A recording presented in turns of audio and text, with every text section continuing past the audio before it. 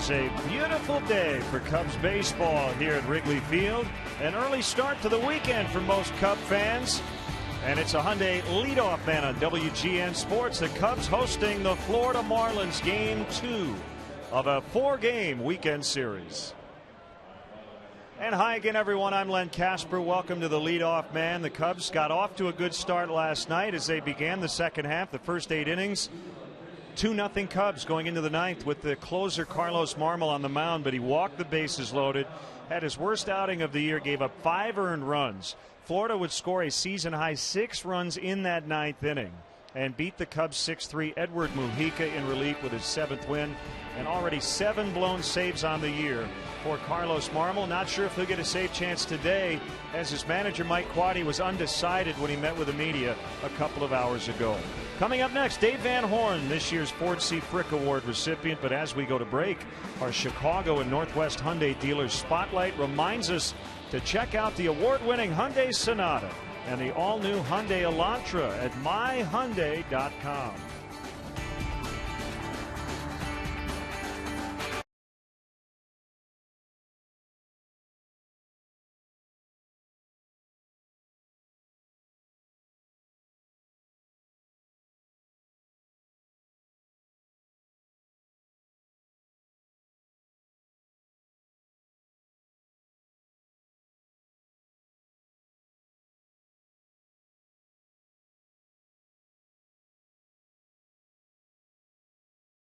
Congratulations to our good friend Dave Van Horn, the 2011 Ford C. Frick Award winner, the highest honor for a baseball broadcast.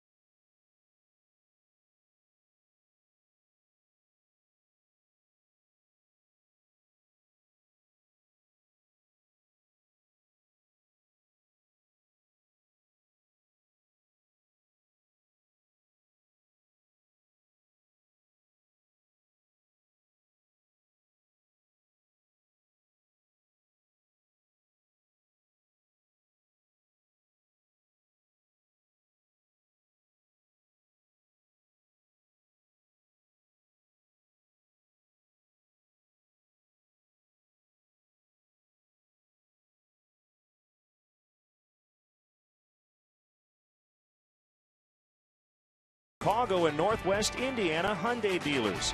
Check out the award-winning Hyundai Sonata and the all-new Elantra at myhyundaichicago.com. Welcome back to the leadoff man. Congratulations to our good friend Dave Van Horn, the 2011 Ford C. Frick Award winner, the highest honor for a baseball broadcaster, one of the most prepared, studious, and kindest people I've ever met in this business. And Dave, congratulations on your induction. It's going to be fun to be in Cooperstown next weekend. You've been doing this now for 43 years. You've called a lot of games and a lot of memorable moments. Does one in particular stand out? Well, you know, it's a body of work that stands out, but there are some games, certainly the first game that the Montreal Expos played in 1969 against the New York Mets, because it was an historic game for Major League Baseball. For the first time in their history, they had expanded outside the continental bounds of the United States.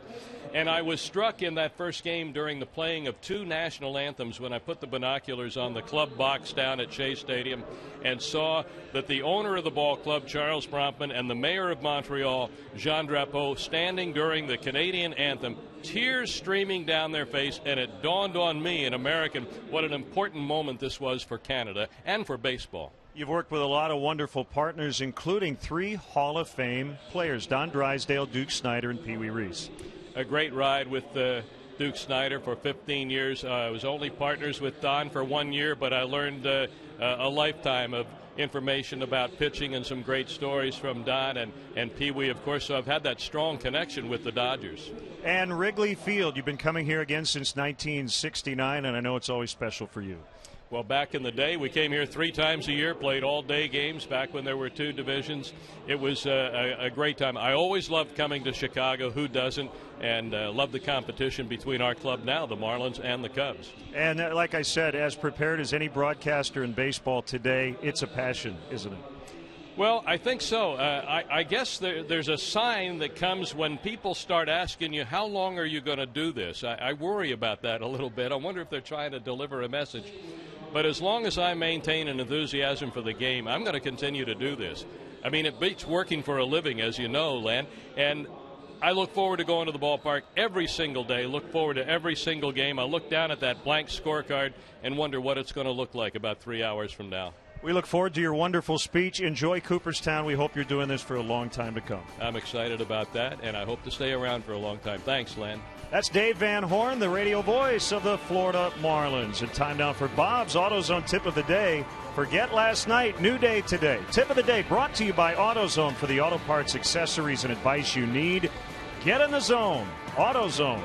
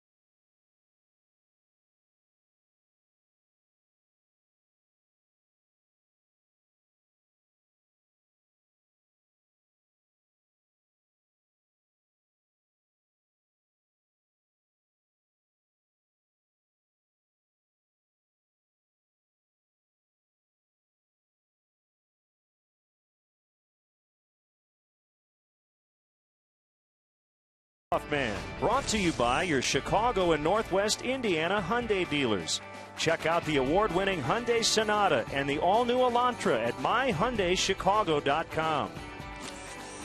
Welcome back to the ballpark as we preview the Marlins and the Cubs. Bob Brenly will join me in a couple of minutes, but let's take a quick look around baseball on this Friday afternoon. Milwaukee got pounded in Colorado last night. K-Rod was not needed. Remember, he was acquired from the Mets a couple of days ago. The Cardinals are in Cincinnati for a big weekend, but their home clubhouse in St. Louis is being reserved for U2 or Jiffy Lube or whatever Jack McKeon calls them. And Major League Baseball news, what's next for the Roger Clemens deal after the perjury trial was deemed a mistrial yesterday. We'll let the courts decide. Coming up next, it'll be Ryan Dempster for the Cubs, Ricky Nolasco for the Marlins. We'll have Cubs baseball from Wrigley next.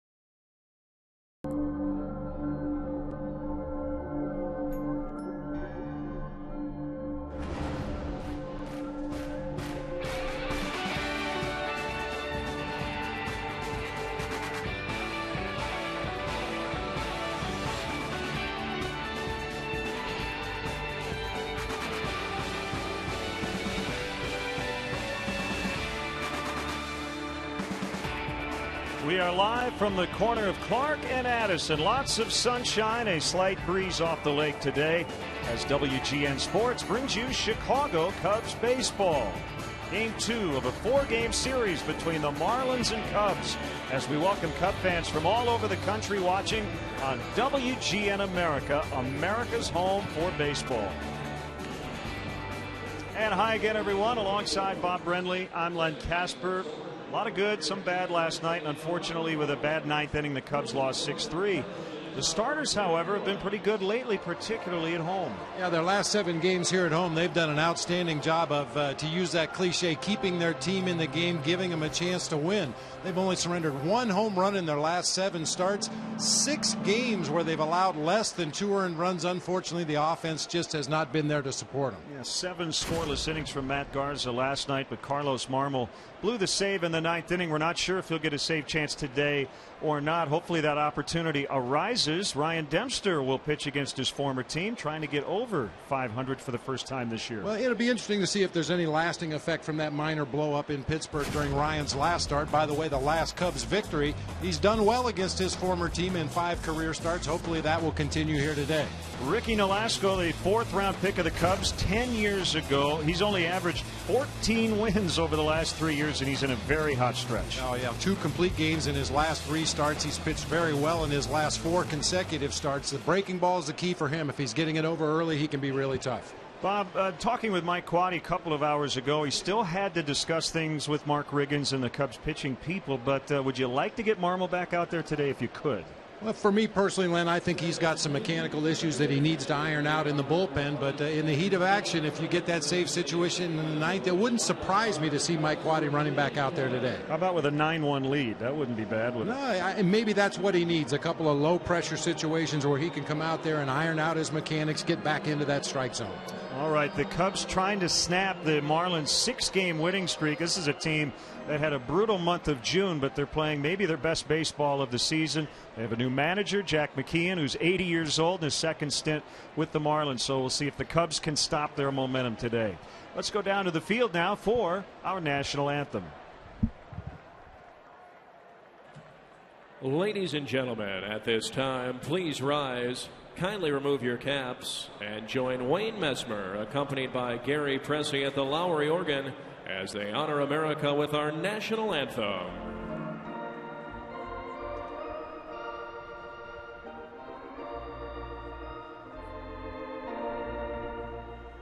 Oh, say can you see by the dawn's early light what so proudly we hailed at the twilight's last gleaming, whose broad stripes and bright stars through the perilous fight o'er the ramparts we watched were so gallantly streaming, and the rocket's red glare, the bombs bursting in air, gave proof through the night that our flag was still there.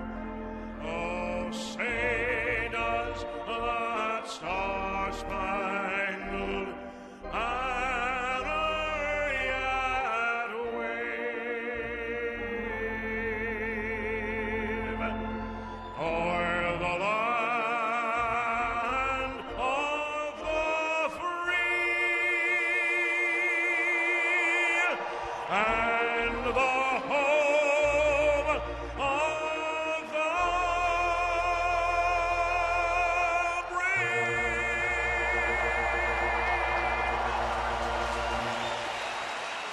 The great Wayne Mesmer getting us set for Cubs baseball. Marlon Byrd with 3 homers this year against the Marlins in the lineup today as the Cubs look for their first win here in the 2nd half. Game 2 of this weekend set is next.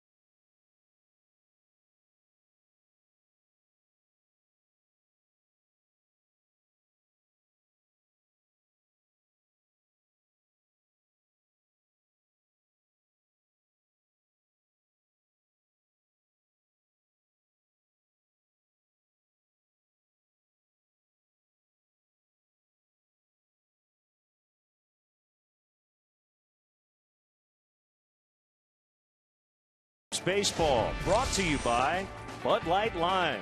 The just right taste of Bud Light with a refreshing splash of 100% natural lime flavor. Pepsi Max, the official soft drink of Major League Baseball and your Chicago Cubs. 0 calories, maximum Pepsi taste. Ford, the newest vehicles on the road are now at your local Ford store, like the all-new Ford Explorer, SUV, 100% reinvented. Visit localfordstores.com. Ford, drive one. And by the Illinois Lottery. Play the Wheel of Fortune instant game from the Illinois Lottery for a chance at $250,000. Chicago Cubs baseball in high definition is brought to you by Xfinity only from Comcast. Tonight's game is available in Spanish on your SAP audio setting provided by WRTO La Tremenda, Chicago's Spanish language sports leader, with Elio Benitez and Hector Fabregas on the call. Wind was blowing in last night, and to start the game today, similar story, although not blowing very hard. As Ryan Dempster will take the ball and face his former team, the Florida Marlins. Let's get Jack McKeon's Marlins lineup. Their 6-run ninth. That was the most runs they've scored in an inning this year. They also took a franchise record 6 walks in an inning that ninth. Bonifacio's red hot 13-game hitting streak. Infante at second. The All-Star Sanchez at first. Hanley Ramirez cleaning up. Logan Morrison's in left. Mike Stanton in right. The veteran Mike Cameron's in center. John Buck, the catcher, hits 8th. And Ricky Nolasco hits 9th. Let's check out how the Cubs take the field defensively today. Behind Ryan Dempster, brought to you by Pepsi Max, the official soft drink of Major League Baseball and your Chicago Cubs. 0 calories, maximum Pepsi taste. Soriano, Bird, and Fukudome once again across the outfield. Ramirez and Castro on the left side of the infield. Real tough, unlucky error for Darwin Barney in the ball game last night. We're going to show you that play a little bit later on. He'll be at second base. Carlos Pena over at first. Giovanni Soto once again doing the catching today for right-hander Ryan Dempster. Mentioned Dempster had the last Cubs victory on the road trip to Pittsburgh right before the All-Star break. A little controversy as he came out of the game after 5 innings, but he was working on extra rest, had some back and hip issues. Mike Quade felt it best to get him out of the game after 5 innings. Dempster did not agree, but he's out there today doing battle for his team. 26-year-old Lance Barrett will call the balls and strikes. Tom Hallion's a little older than that. He's the crew chief at first. Phil Cuzzi at second. James Hoy is at third.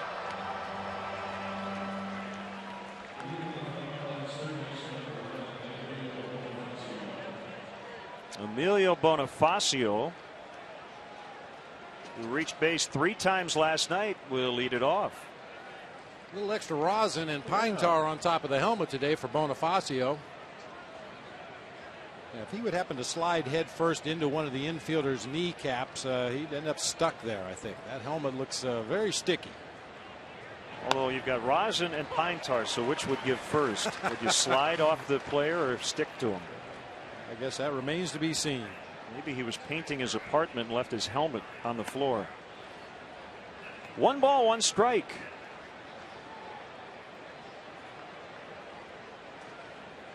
Full slate of games, but everything else is under the lights later. This is the only game going on right now in the big leagues. As Starlin Castro will throw out Bonifacio.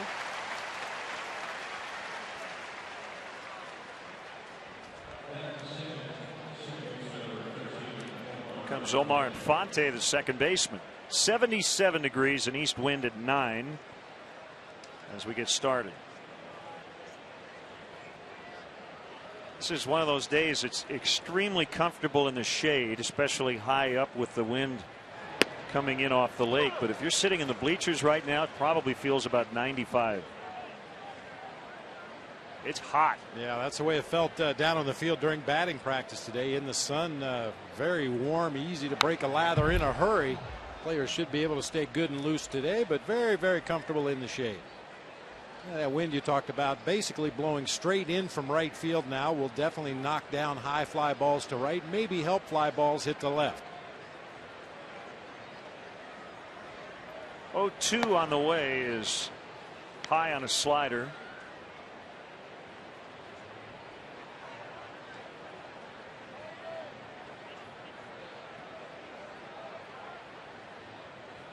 A wind in the pitch.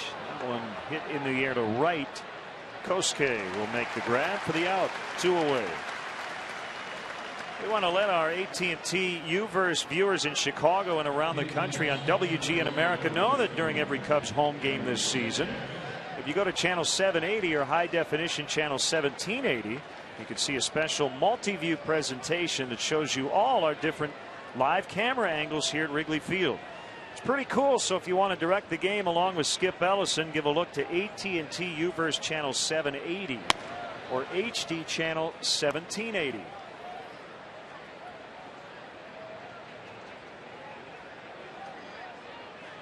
Gabby Sanchez, the Marlins lone all-star representative.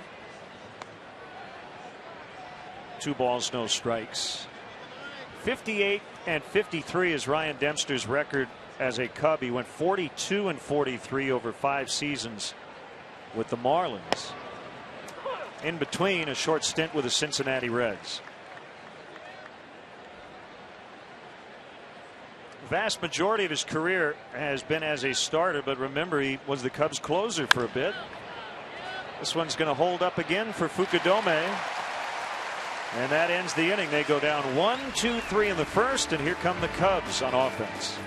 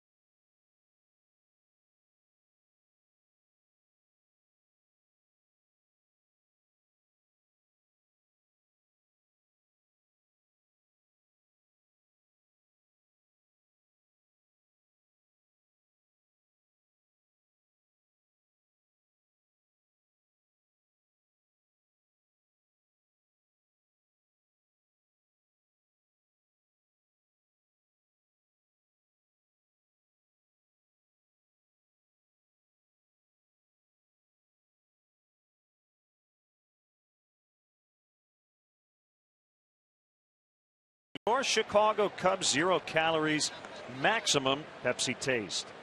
Fukudome, Castro, and Ramirez at the top. You see Carlos Pena with 19 homers since the beginning of May. Marlon Byrd in center. Giovanni Soto 4 hits, tying his career high last night. Soriano's in left. Barney at second, hitting .303, and the pitcher Dempster 9th. Take a look at the fish this afternoon. Logan Morrison in left, Mike Stanton over in right. The veteran Mike Cameron struggling offensively this year, but still gold glove caliber defense out there in center. Bonifacio, Ramirez, Infante, and Sanchez third to first across the infield. John Buck doing the catching once again today for former Cub farmhand, right-hander Ricky Nolasco. Get a look at his numbers on the season. He'll feature a fastball, curveball, slider, split finger mix. And as I mentioned in the open of the show, any success he's going to have usually relies on his breaking pitch early in the game. His ability to throw that curveball and slider for strikes early. A couple of versions of his curveball. And as you said, if it's on early, it could be a rough day for the Cubs bats. Here's the 0-1 to Fukudome. Pounded that one off himself for a foul ball. 0-2 on Kosuke.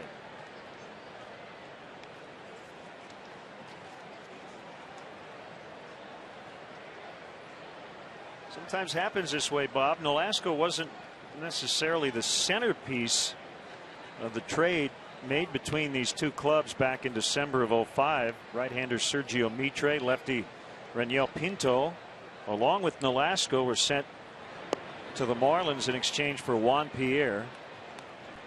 But Nolasco is the only guy still on their staff from that deal. Kind of like the Dontrelle Willis deal. It's not as if he was this huge can't miss prospect.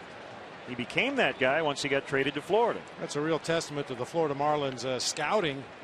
Obviously, you watch the major league clubs that you play against very closely to judge their talent and see who might be a good fit for your organization. But also you look at the minor league systems. Look at the guys working their way up through a system who might be a late bloomer that you could throw in on a trade, and Ricky Nolasco appears to be one of those guys. As you said, not a top shelf prospect when he was with the Cubs, but he's developed into a top shelf right-hander in the National League. Just outside, that's ball 4. Well, one thing he has done, minors and majors, is win. There's Jack McKeon, second oldest manager in the history of baseball. He's 80. Two-time NL Manager of the Year. Took over shortly after Edwin Rodriguez in a surprise decision. Resigned as the Marlins were scuffling through the month of June. And his philosophy is pretty easy. He was quoted saying that he likes to have fun, and fun is winning. Winning is fun. Of course, what comes first? Having a little bit of fun and then you start to relax and play better baseball, or do you play better baseball and have fun because of that? Jack doesn't really care which one comes first, just so they both come down the road for his team.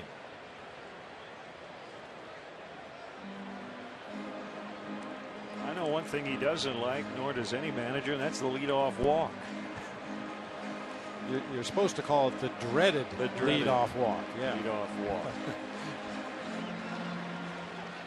Yeah, leadoff walks and 2-out walks. Well, I think the best trait Jack has had as a big league manager is that he's not afraid. Not afraid to make moves that go against the book.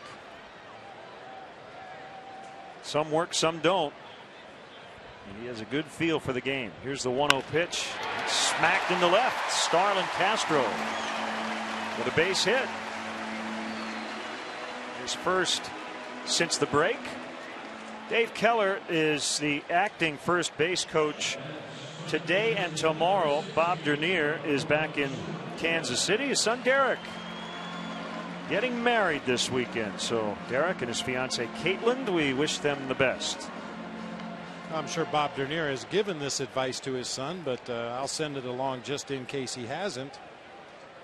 Practice this phrase and use it often. Yes, dear, you're right. I'm sorry.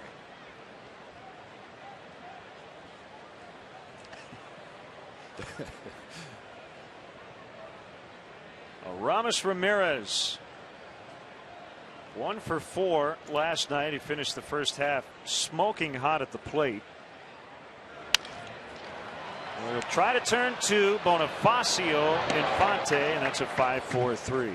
For the Cubs on Sunday in Pittsburgh hit into a double play in each of the first 4 innings.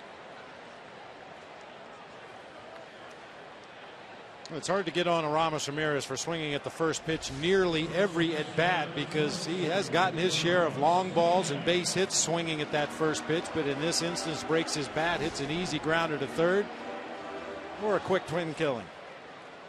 Fukudome is the third, but there are 2 outs as Carlos Pena will step in. 3 for 5 with 2 homers against Nolasco.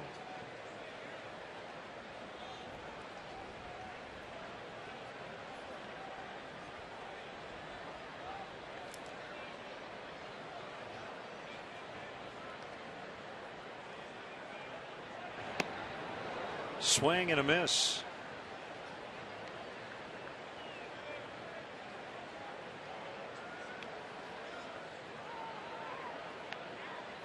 Pena, one of just 4 left-handed hitters to get to 19 home runs before the All-Star break as a Chicago Cub. Billy Williams, Rick Monday, and Henry Rodriguez With the other three, Billy Williams did it more than once.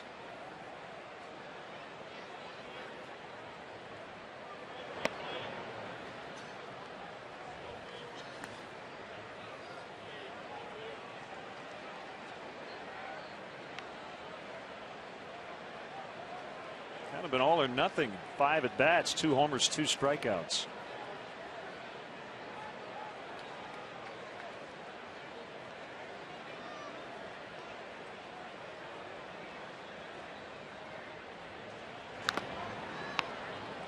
Now 1-2.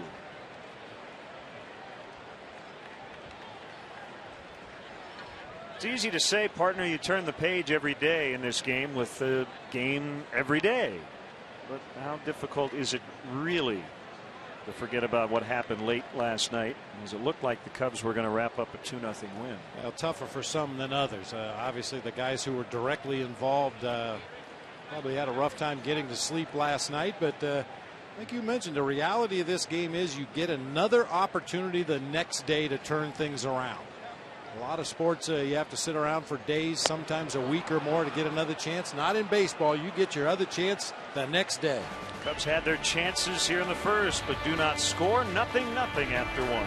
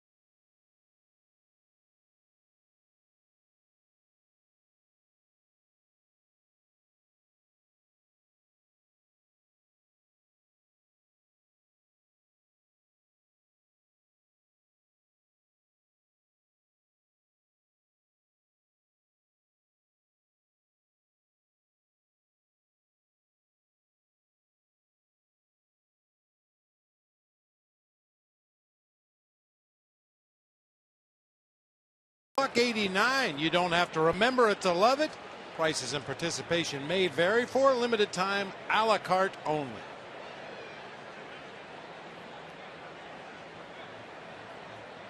Hanley Ramirez will lead off the floor to second, and he hits the first pitch just foul on the ground past third.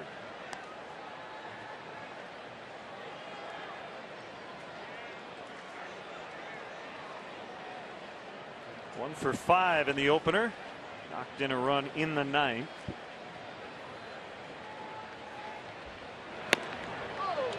Swing and a miss. Fastball in. That was a very effective pitch for Matt Garza in his 7 innings of work last night. That elevated fastball got a lot of swings and misses, a lot of foul balls straight back, was able to jump ahead in the count on some occasions using that high fastball. A little higher than high that time. Not a bad 0-2 pitch. Change the eye level of the hitter, move him off the plate a little bit, maybe buy a little real estate on that outside corner.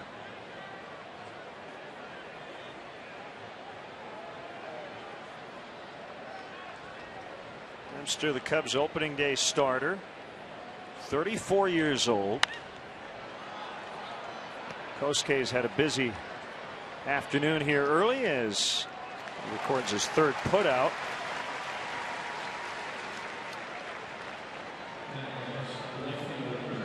now it's Logan Morrison, the left fielder.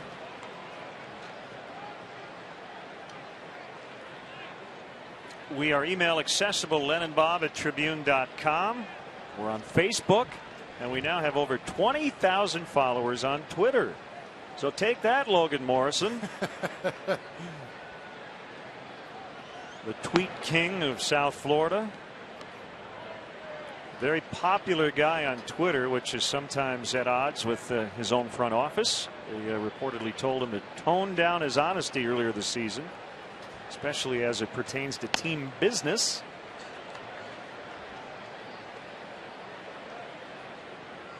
Taking team business out of the clubhouse and off the buses and off the planes usually will get you a few words from your teammates as well. He was a little critical of John Maley, the hitting coach.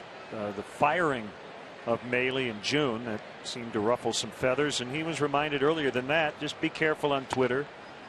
You don't want to say something or write something that you will later regret.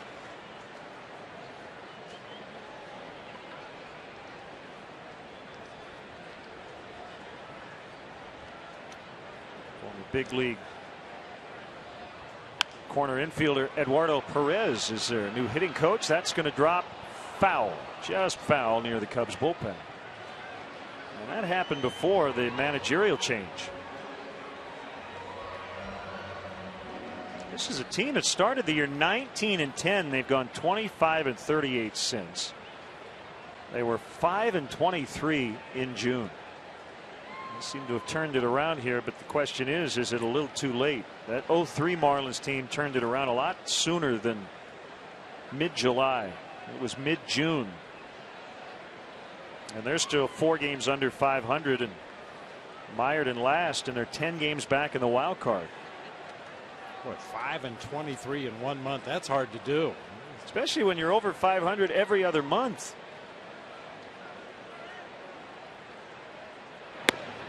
We were talking about it yesterday, Len. Did you say that they went from 10 games over to 10 games under faster than any team had ever had that kind of turnaround? Yeah.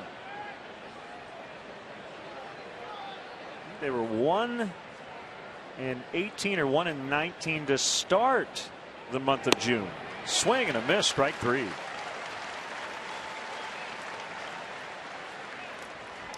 I'd like to go 3 weeks with 1 win. That's not good in the NFL, let alone Major League Baseball. Well, to win 5 games in the month, that means they got real hot at the end of the month. Jeez. Now that kind of stretch will cost somebody their job. And again, sometimes the story comes out publicly that somebody resigned, but the backstory is that person was pushed out. But just in talking to people around this club, that was not the case with Edwin Rodriguez. He stepped aside on his own volition. Ryan Dempster 6 up 6 down to start his afternoon. No score.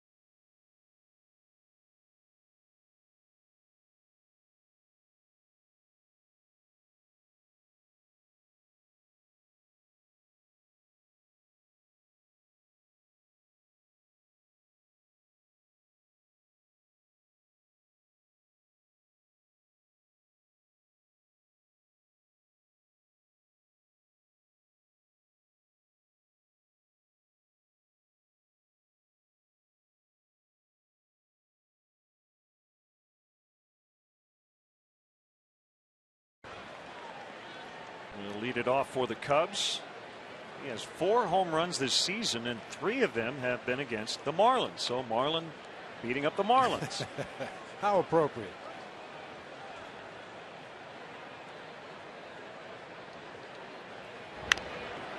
Tapped foul.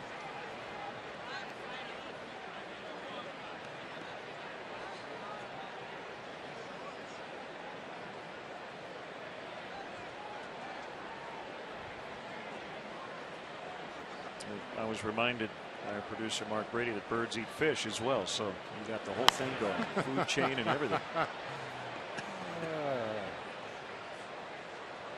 Didn't know the game was going to be on Animal Planet today, did you?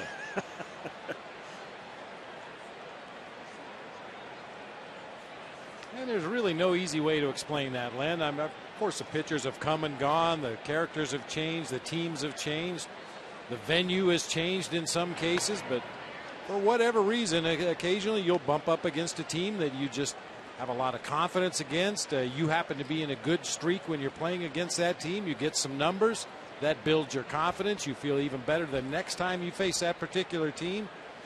And Marlin has found a team he likes to beat on here in the Marlins. Just on a slider. 2 balls, 2 strikes.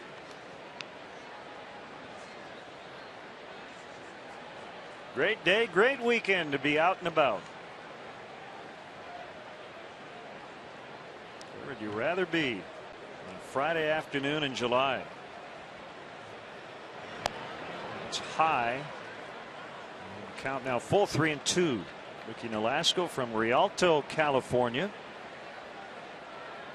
Got his first major league win against the Cubs here at Wrigley back on April 26th of '06. 2 scoreless relief innings. Floated out into center, perfectly placed over Infante and in front of Cameron. Sometimes it's not how hard you hit it, but where you hit it. I believe that's what Wee Willie Keeler said. Hit them where they ain't. This time a little soft floater into center field. Marlin got jammed just a little, but strong enough to muscle it out into center field for a leadoff base hit.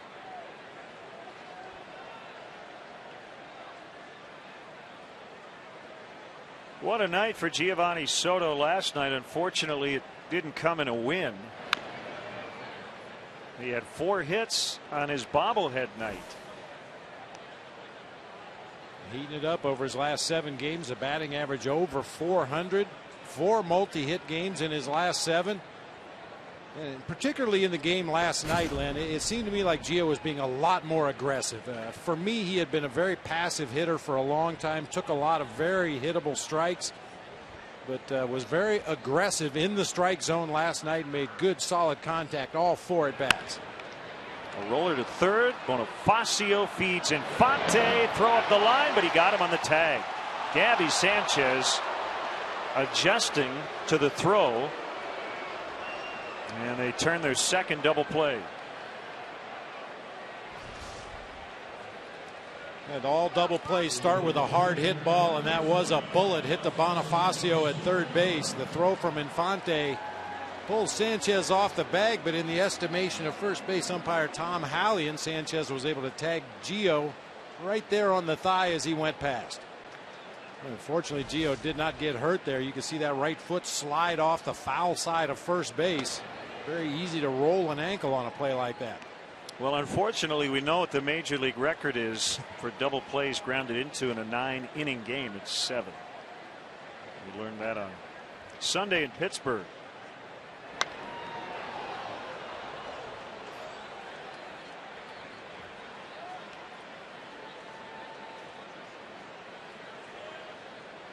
One and one on Soriano. Hot start power wise. Remember Alfonso had a DL stint with a left quad strain in late May. He hasn't homered in almost a month. June 19th off CC Sabathia of the Yankees.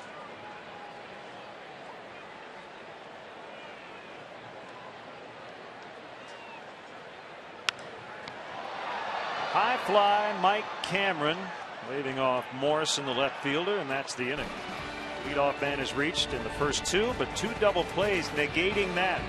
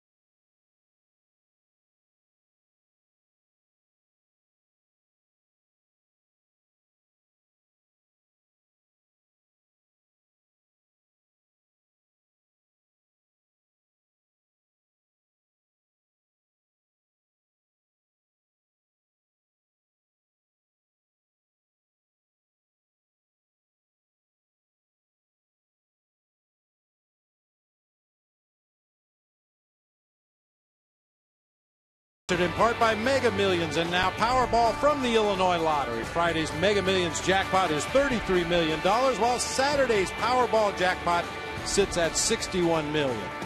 We have some special guests in the booth from the WGN Morning News, which now starts at 4 a.m. for our local viewers. Great to see Paul Conrad, Larry Potash, Aaron McElroy, and we had 2 first pitches today. Aaron, yours was good. Paul's a little shaky. We had a communication problem between me and the catcher. I was going with the pitch out, and he apparently missed the signal, so that really screwed things over. I don't know what Carpenter was thinking. Good answer. Larry, tell me about the poll. There was a poll this morning. People thought Aaron would pitch better than you, Paul, and it turned out they were right. This is half the problem. 71%. To be exact. Well, felt that I would throw a better. 71% of people are wrong about 70% of the time, so about even. Probably not, but that was a nice try. Yeah. Well, we have the evidence. Oh, they look good. All right. Oh, here we go. Now look, here's the signal right there. All in unison, Paul. But all what? at part practice. Speed off. Now, Watch which one Paul's was mine? I reaction. think mine landed in the guy on the right's hands. I think the pressure got to him because I made the mistake of telling him about this poll shortly before we threw that first pitch, and I think it just got to him at the last minute. She also told me to think about everybody naked so I wouldn't be nervous. I don't think that worked out too well for him Didn't either. work out very well at all. 3-1 bounce to Ramirez, who gets Mike Cameron. So you start now at 4 a.m., so your bedtime is what, 4 p.m.? We just like to stay up all night long. Right. Just keep the blood going. That explains a lot, Larry. Watch some Bill Murray movies. Yeah. That's what it explains. No, it's early. It's early. Most of our audience consists of the other anchors who don't start as early as we do. Gotcha. But we'll take what we can get. I think they comprise the majority of our viewership as well. I just wish you had a little fun in the morning. You don't have any We're fun. working on that. Here's John Buck.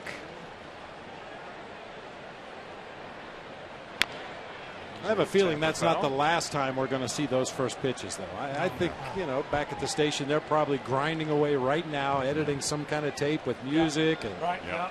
Yep. I've got my attorney on standby already also. Paul has always had this idea that somebody in the fans should be able to play in the game itself. And I was trying to get him the ball. yeah. Well, you did a great job. Enjoy your weekend. And we'll see you at 4 a.m. Monday morning, right? Yeah, we'll be there. Guys, thanks for having us up, guys. All right, thanks, Paul, Larry, Good to see you. Aaron. Nicely done. Larry pitch 'cause he made him sit down. Check it out, our Chicago viewers at 4 a.m. here on WGN. That's shortly after last call, isn't it? Some places around here, Yeah. yes.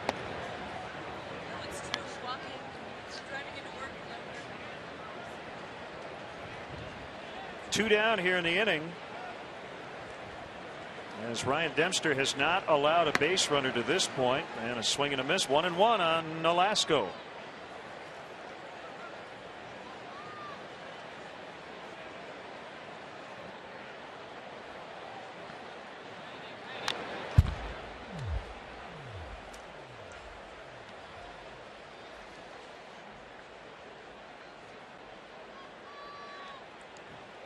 Nolasco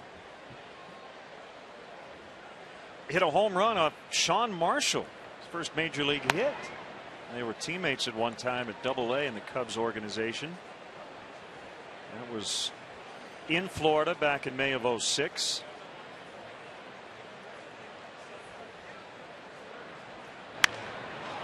Drives that ball deep to left, and it's going to be off the ivy. Soriano kind of conceded a double, but it looked like he might have had a shot at Nolasco. Yeah, you got to know who your batter runner is, and Ricky Nolasco, used to pitching, not used to running the bases. I think if Soriano gets to that ball quickly and hustles it back in, they may have had a play at second base. Ball was absolutely crushed. Fastball on the inside corner, hit on a line about halfway up the vines out there in left field, and right there Soriano decides to double clutch before throwing the ball back in. That gave Nolasco a chance to chug into second base with that 2-out double. 7th career double. And they will appeal at first base, thinking Nolasco maybe missed the bag, but according to Tom Hallion, he did not. Well, usually on that particular play, an extra base hit to left field, it's the catcher's responsibility to follow that runner up the first base line and make sure he steps on first base. All the other defenders have responsibilities, places they have to be on that particular extra base hit, but Giovanni Soto really has nothing to do on that play, so you watch that runner to make sure he does hit all the bases.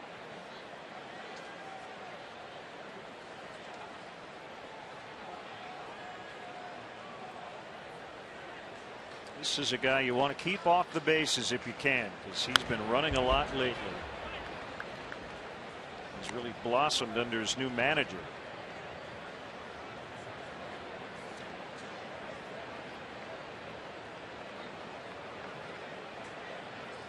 The thing about Bonifacio, he can play just about everywhere.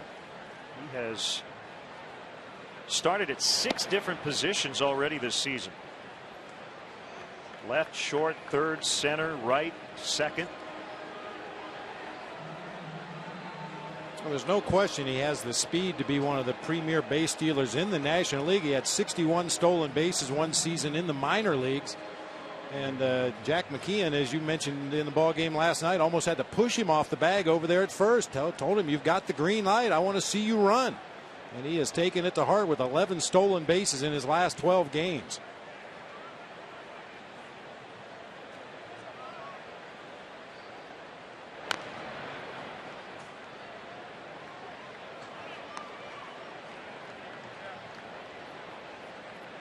First thing Jack McKeon said when he took over in '03 with a team that was underachieving early on, he said, I don't need this job. Kind of laid down the law, basically saying, I'm going to hurt some feelings and tough.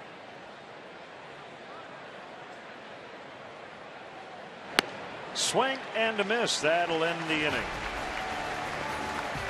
Again, first pitch from Aaron and Paul.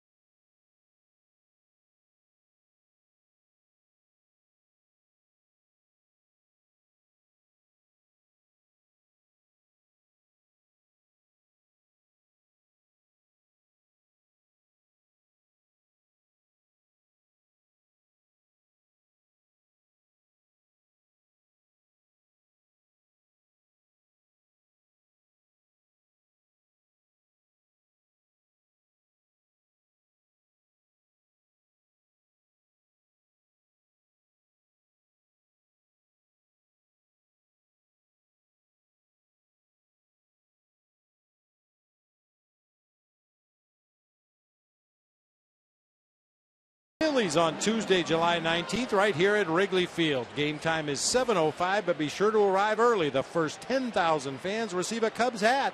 Compliments of Private Bank. For more information and to purchase tickets, visit Cubs.com. Gorgeous day here at Wrigley Field. Game 2 of a long 10-game, 11-day homestand, the longest of the season. Darwin Barney will start the Cubs third. Cooled off a bit last night after a hot finish to the first half, although he did pick up an RBI when he was hit by a pitch with the bases loaded in the 7th. There's a strike.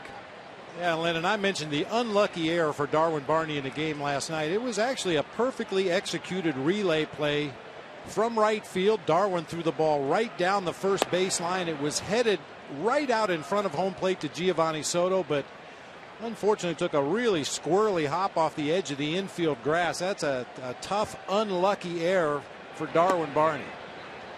Kind of hard to blame either guy on this particular play. Dwayne Wise actually slipped between third and home. That's why they had a shot at him. I guess the only guy you would say wasn't in the right spot was Carlos Marmol, who is supposed to be behind Giovanni Soto. I don't know if you saw it on that replay right there, but the throw hit the cut of the grass on the first baseline. Giovanni Soto was in perfect position. The ball was coming right to him. It hit the edge of the grass right there, ricocheted to the left over the right shoulder of Gio all the way to the bricks. And as you mentioned, Carlos Marmol not in a good position to back the play up. That was the game-winning run. I put that particular error in the same category as when an outfielder tries to throw a runner out at third base and the ball hits the runner in the back. Well, somebody's got to get an error when that ball gets away and the runner gets up and scores, but that's an awfully tough error when you make a perfect throw and it just happens to hit the runner in the back as he's sliding into third base. Went after the high pitch and a foul pop. Is going to make the front row near the Marlins bullpen.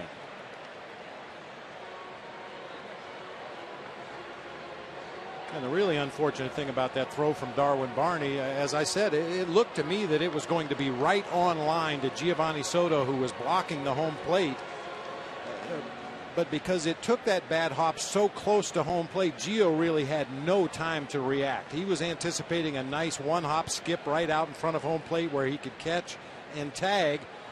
And when that ball hit the cut of the grass about 10 or 15 feet away from home plate, just no time to react.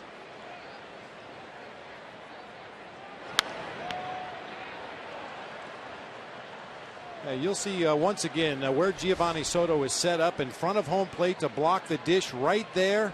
Gets down to a knee, ready to block the plate if necessary, and that ball just shot to his right, and you can see where Carlos Marmol was on the play. Not in a good position.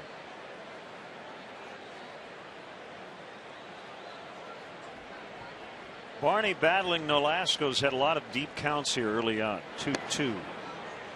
It's full with Dempster on deck.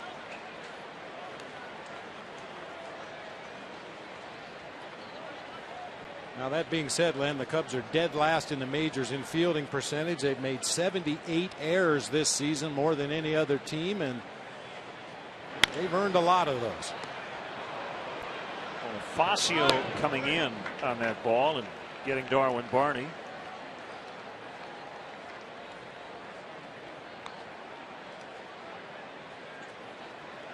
We had an interesting conversation with Perry Hill, the first base and infield coach for the Marlins. This ball hits the dirt first, and notice Bonifacio immediately comes in. He does play a little bit of a short hop, but the Marlins infielders are taught if the first bounce off the bat is on the dirt to come in to field the ball. We're talking with Perry about swing arcs and the like. He's worked with a lot of really good infielders. That ball is going to be caught because Cameron is playing in against the pitcher Dempster, and a lot of those guys became good under Perry Hill. That's a good point, Len. Some of those guys were good before they got under Perry Hill, but a lot of very average defenders have really improved under his tutelage. those are the little things. I mean, we talk about the little things in baseball. That is really one of the little things. Where does the ball hit off the bat? Does it hit the infield grass? Does it hit the dirt in front of home plate? That will change your initial reaction to a ground ball as an infielder. And the quicker jump you can get on a ball, the better chance you have of getting yourself in a good position to make the play and make an accurate throw.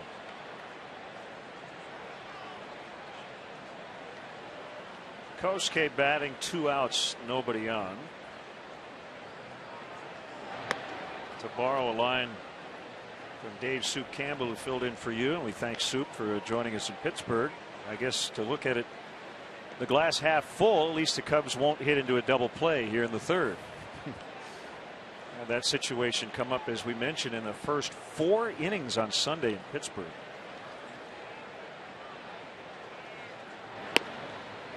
That's a strike, going 2. Well, good news was the Cubs had base runners on in each of the first 4 innings. Unfortunately, double plays erased them. Can you imagine hitting into 7 in a 9-inning game?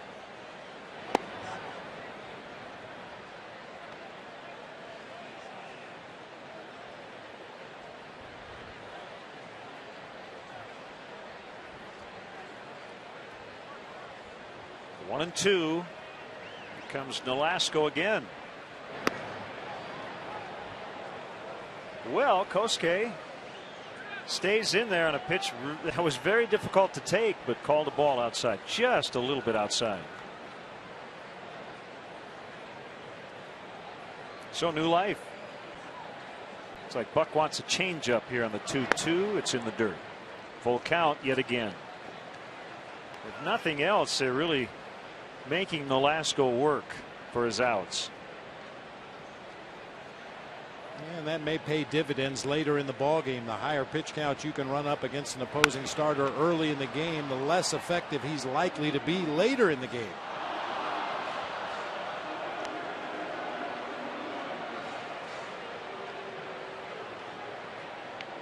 Overall not bad, but again, a lot of 3-2 counts.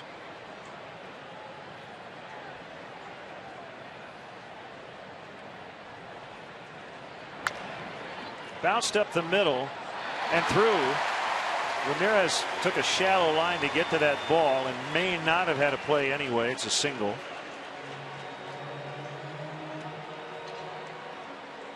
Yeah, very shallow line that time by Hanley Ramirez, coming across the diamond from his shortstop position.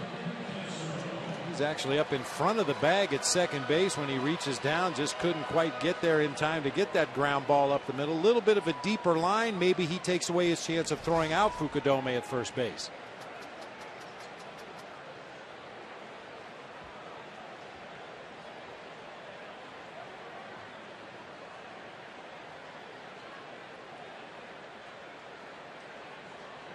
The All-Star Starlin Castro takes ball 1.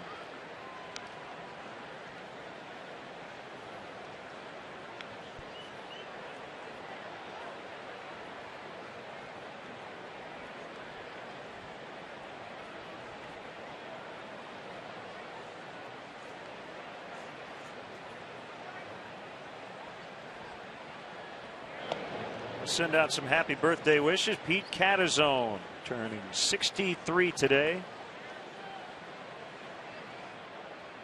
Also Lauren Abaticola, happy 10th, and sister Madeline turning 14.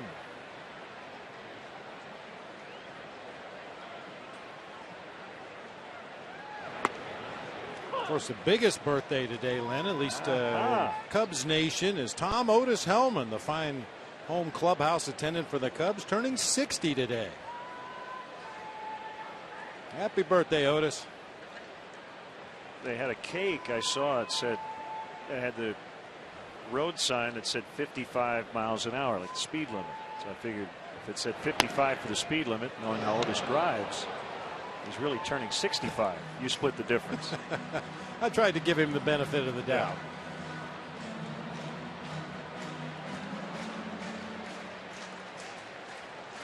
Boy, Otis and all the guys down in the clubhouse do such a great job taking care of the boys, making sure they've got clean clothes and new equipment and good food. And Otis is the second best fisherman in the traveling party. Should I even ask who the first is? Do you need to? No score after 3.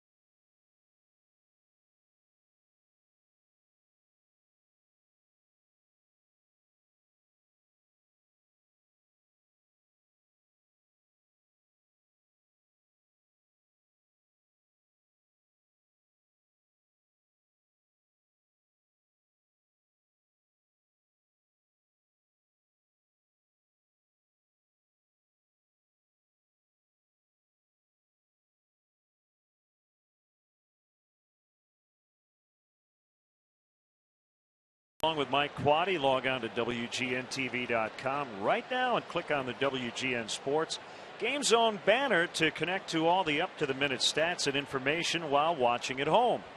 Game Zone is sponsored by The Great Escape, pools, patio sets, play sets, hot tubs, and more. Belt high strike on Omar Infante. Dempster and Nolasco battling here. 4 hits combined, no runs through the first 3.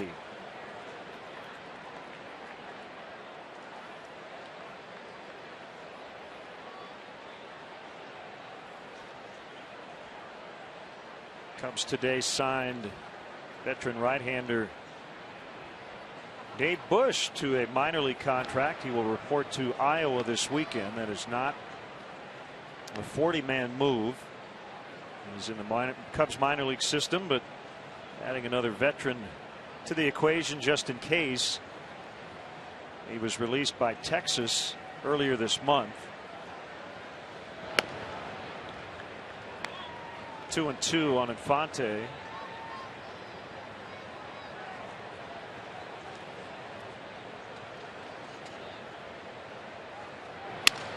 Broken bat bouncer cut off by Ramirez.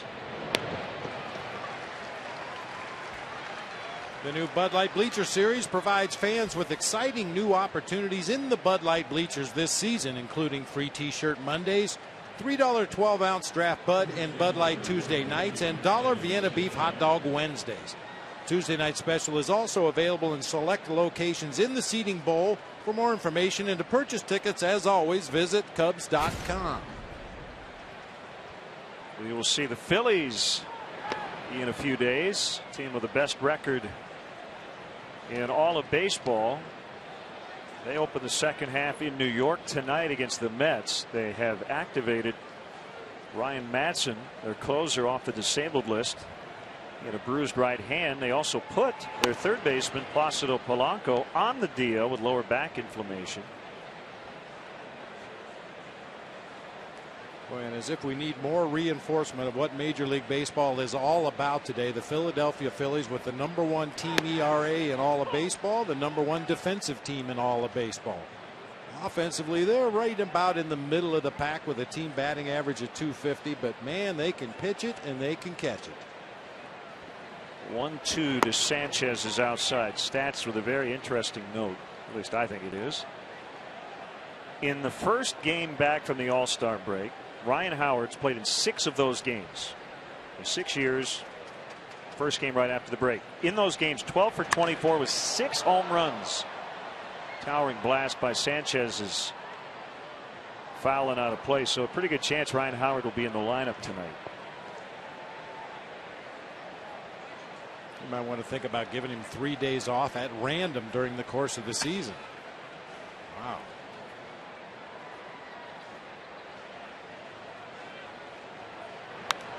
In on the hands of Sanchez and fouled off.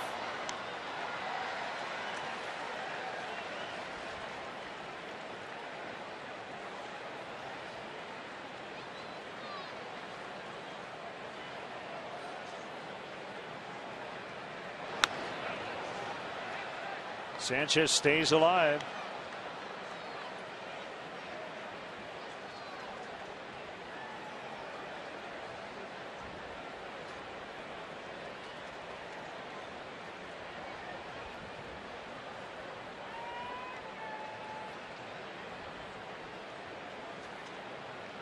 Another 2-2, and he got him that time on what looked like a splitter. Let's step aside and see what's coming up on WGN.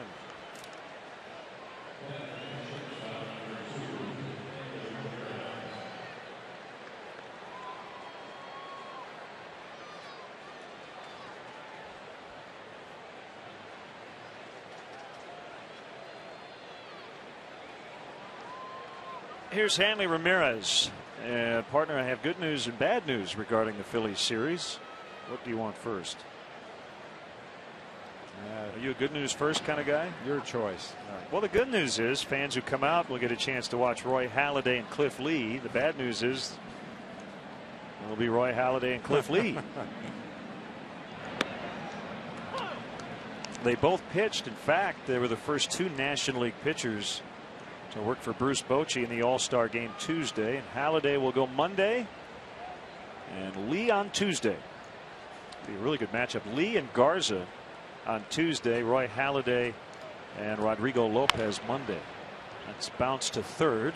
Aramis gets Hanley. 1 base runner through the first 4. That was a double by Nolasco.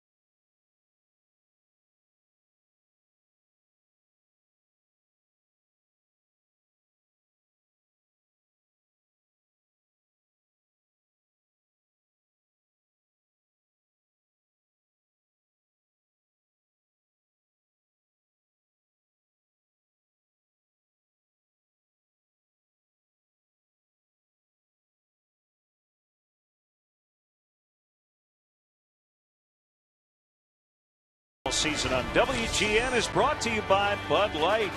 A sure sign of a good time. Here we go. If you ever wondered what Greg Maddux looked like as a left-handed pitcher, stand inside the stadium and look out at the portraits. Have you ever done that, Len? Watched a ball game in a mirror?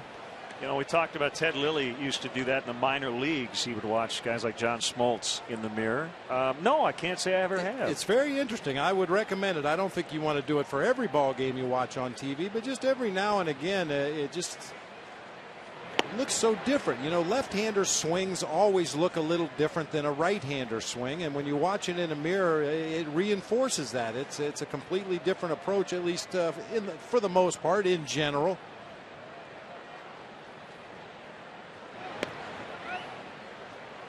Two and one to Ramirez. Cubs have had some chances. 2 on, nobody out in the first. Leadoff man on in the second. Velasco bailed out by a couple of double plays.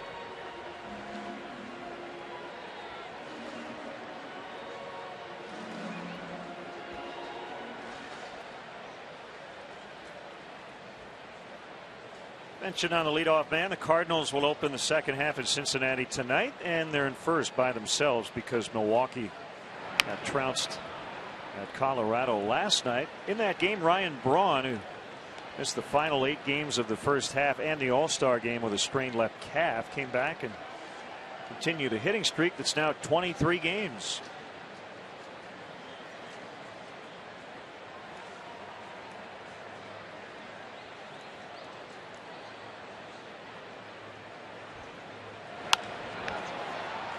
In the air the other way is Mike Stanton. Makes the grab.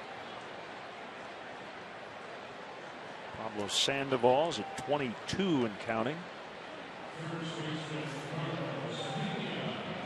About the Giants late last night, Aubrey Huff tied it in the 9th with a home run in San Diego, and former Cub Mike Fontenot with a go-ahead bases loaded walk in the 12th. 6-2 Giants.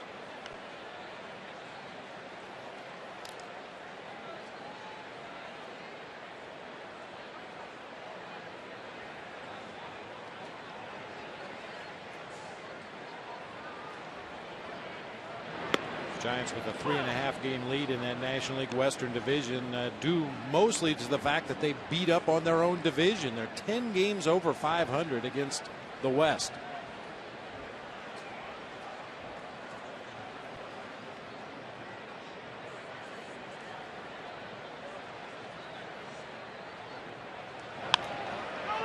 Ripped into right. That's a base hit.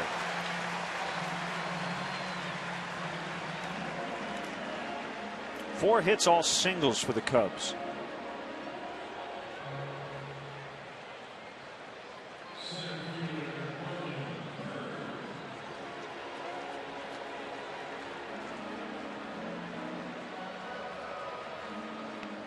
There's Marlon Byrd, a man on, 1 out.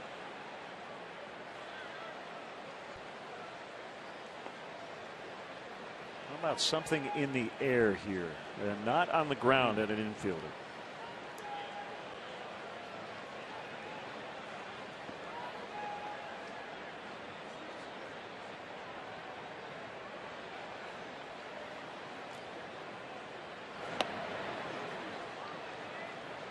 It's definitely not the pitch you want to swing at if you're trying to keep the ball off the ground. A little slider on the outside part of the plate and down.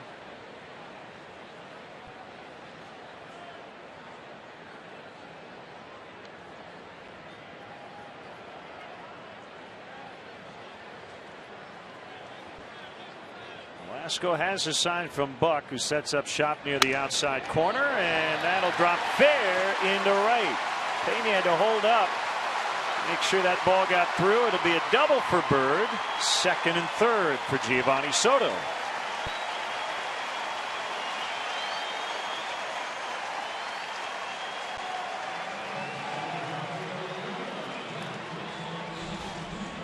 When Marlon Byrd is right at the plate, he can wait as long as any hitter in the game before he commits to swing at a pitch, and that time committed very late, but able to keep it fair down the right field line for a double, putting runners at second and third for the hottest hitter in the Cubs lineup.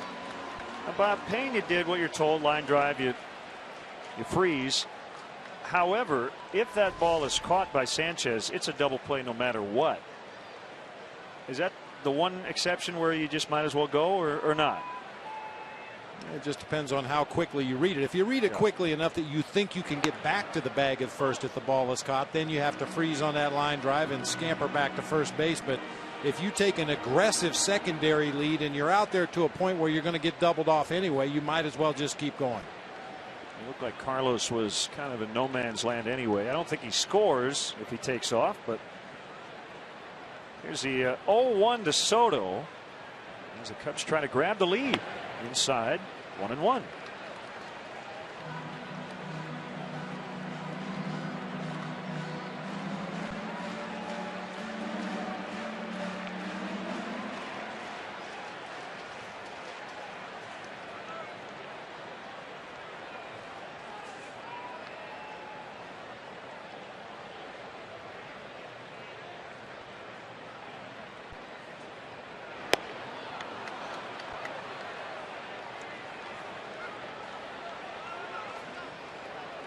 Velasco has been working pretty deep.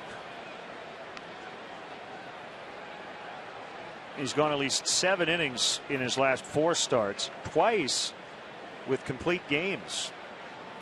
How about his last 3? Complete game shutout, another complete game, and in the middle, a 1-0 loss.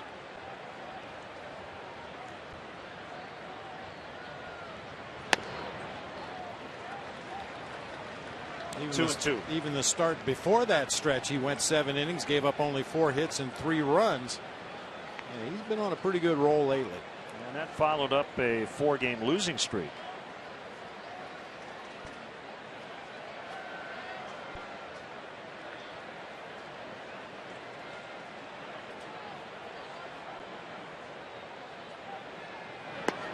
And Soto could not hold up on the slider. That's a strikeout. Only the second one for Nolasco, but he needed one. Once he got ahead in the count, he just continued to expand that strike zone a little further away, further away. This slider just off the outside corner gets the check swing from Gio for strike 3. That was one situation I thought Nolasco might pitch around Giovanni Soto. He's, as I mentioned, been the hottest Cubs hitter, especially after the 4-hit game last night. Soriano's been struggling. I thought he might try to work his way around Soto. But once he got ahead in the count, he was going to try to put him away himself.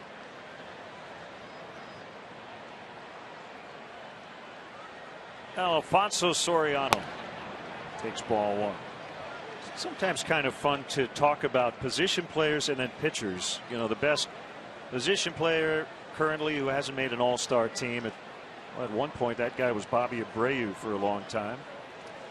I'll tell you, Ricky Nolasco could be in the conversation about pitchers who haven't made the all-star team. He's averaged 14 wins over his last 3 seasons.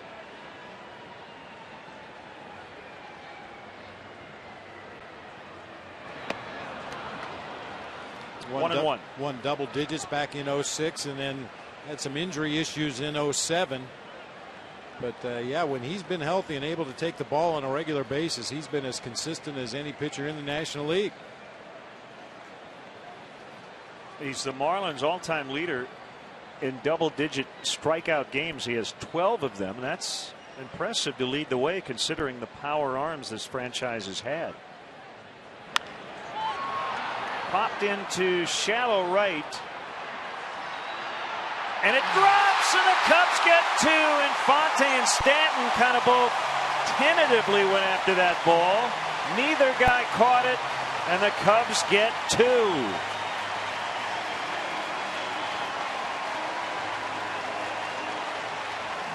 That's the second time in the last week or so that Soriano's hit a ball just like that, and 2 runs have scored.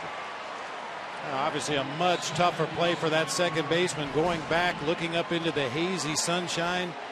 Right fielder Stanton coming in should have called off his second baseman and made the play right there. It's an error on somebody.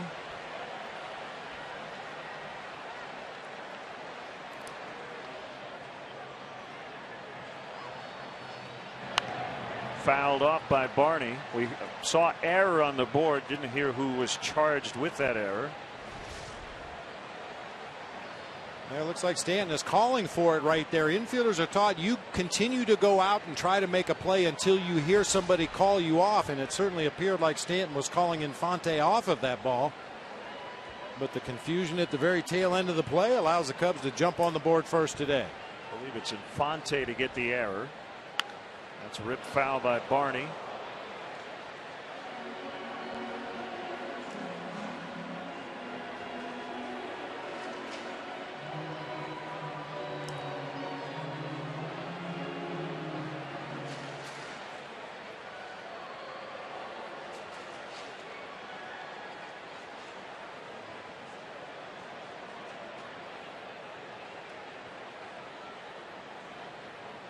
Big break for the Cubs.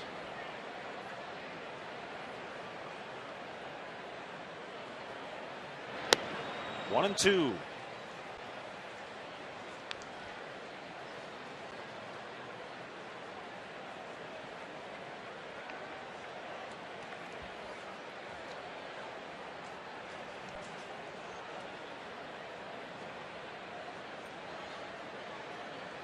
The last such play was called a hit for Soriano. He got 2 RBIs. Not the case this time. Barney could not make contact on the curveball. 2 unearned runs, and the Cubs lead 2-0.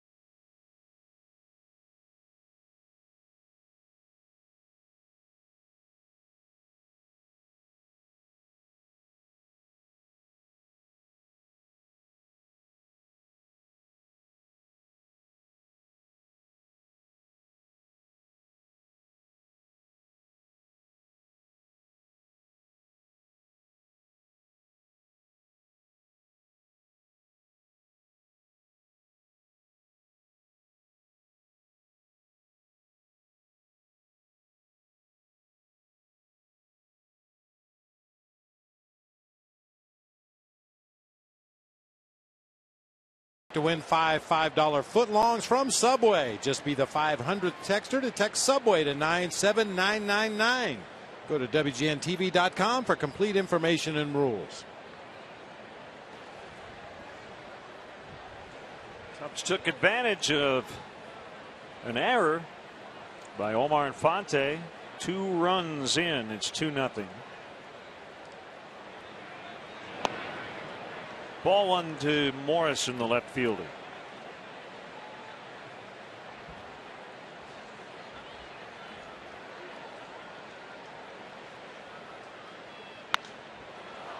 High fly deep to center, but the wind's going to knock it down. Marlon Byrd on the edge of the warning track.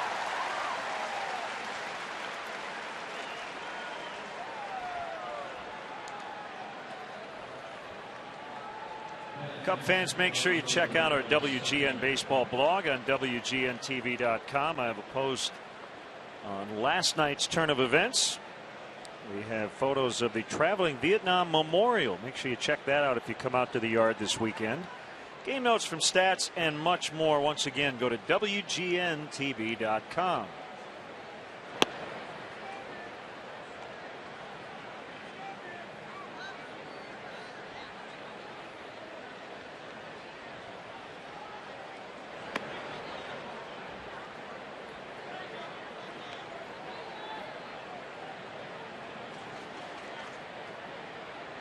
2-0 on Stanton.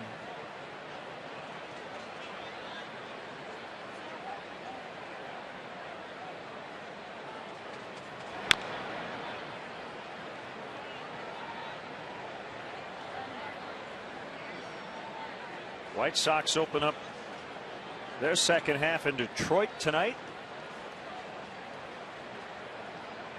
Going to face Justin Verlander.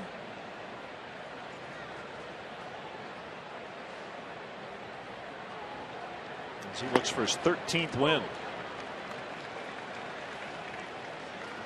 And we saw this in the ball game last night. Third base coach Joe Espada trying to get as far away from Mike Stanton as possible.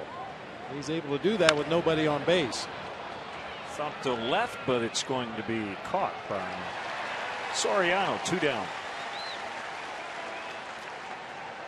Cleveland and Detroit tied for the AL Central lead. White Sox 5 back. Minnesota just 6 out.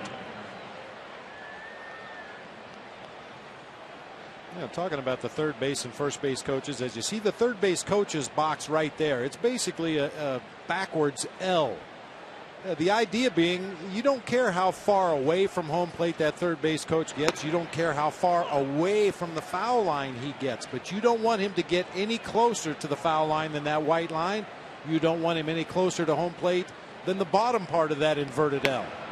That's where you could possibly gain an advantage. Get a little bit closer to that third base line, maybe peer in at the catcher's signs. Nobody's going to complain if you move further down the line and further away from the foul line. Yeah, but nobody heeds that rule. And we know why. Every time a guy gets to first base, the first base coach is right in his ear. Yep. Kind of hard to do when you're 12 feet away.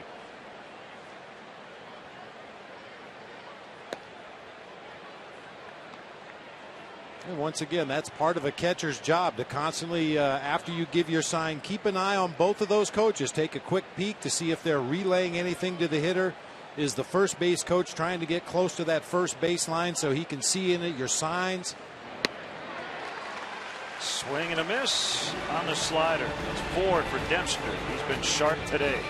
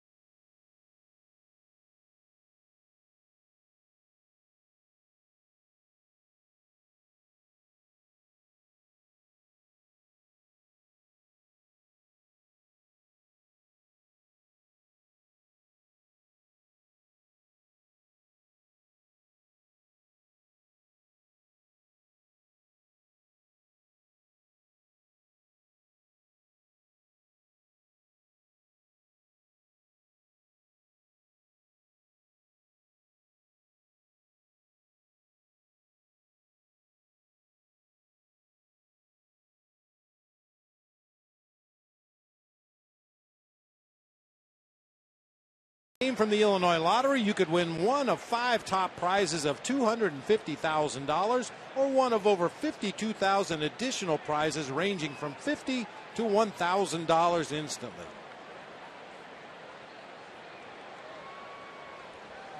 Ryan Dempster trying to get over 500 for the first time this season after a very tough start. He's been a lot better since that rough first month. Working with a 2-0 lead today.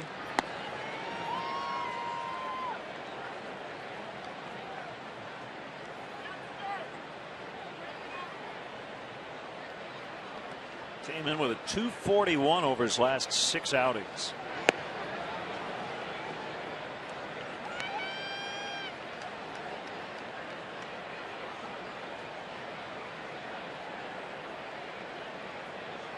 I think that guy's a Cub fan. I'm just guessing.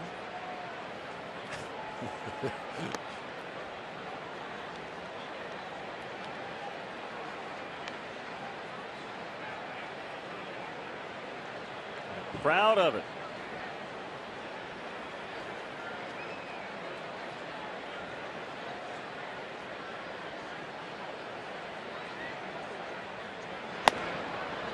Got him on a fastball. Time now for the Chevy Youth Baseball League of the Game. Today we recognize Crystal Lake Chevrolet for its support of Crystal Lake Little League. Crystal Lake Chevrolet and your Chicagoland and Northwest Indiana Chevy dealers are supporting leagues and young ball players in their communities through the Chevy Youth Baseball program. From the big leagues to the youth leagues, Chevy is truly the official vehicle of baseball.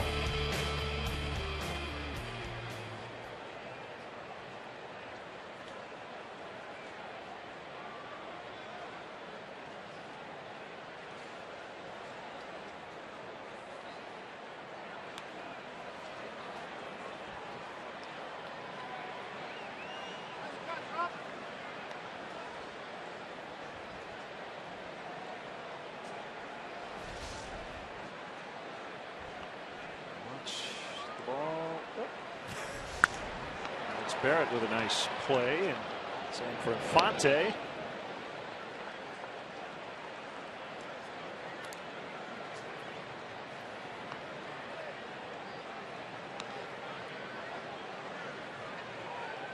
Didn't hurt as much for Lance Barrett as the ball that got John Hirschbeck the other day in Pittsburgh.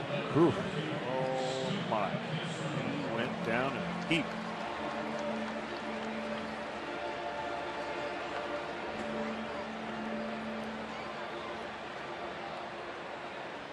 Needless to say, you don't ever want to get hit anywhere with a foul ball or a pitch in the dirt, but there are certain areas that you recover from more quickly. Let's just put it that way.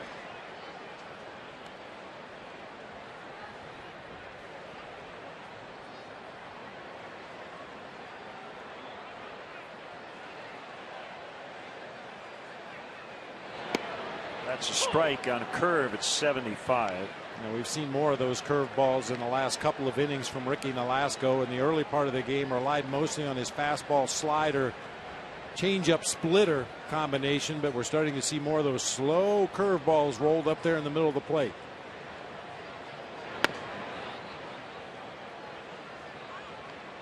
One and two.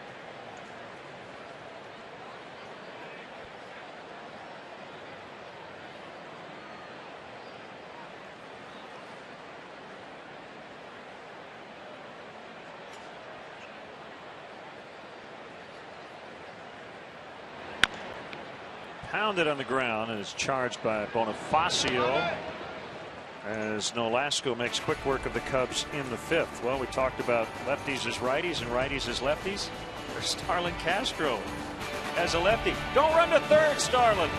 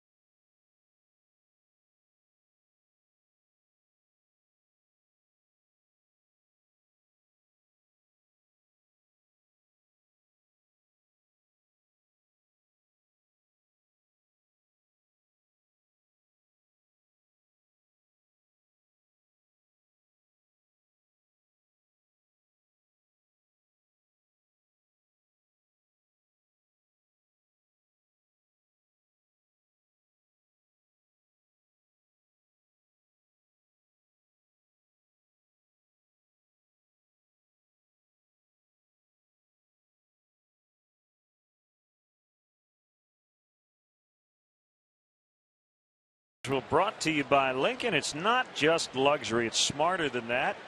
Feel smarter at Lincoln.com. 2 more after today in this series, and then the Phillies are in, and you can catch Monday night's game. WGN Sports on the U. Roy Halladay and Rodrigo Lopez on the mound.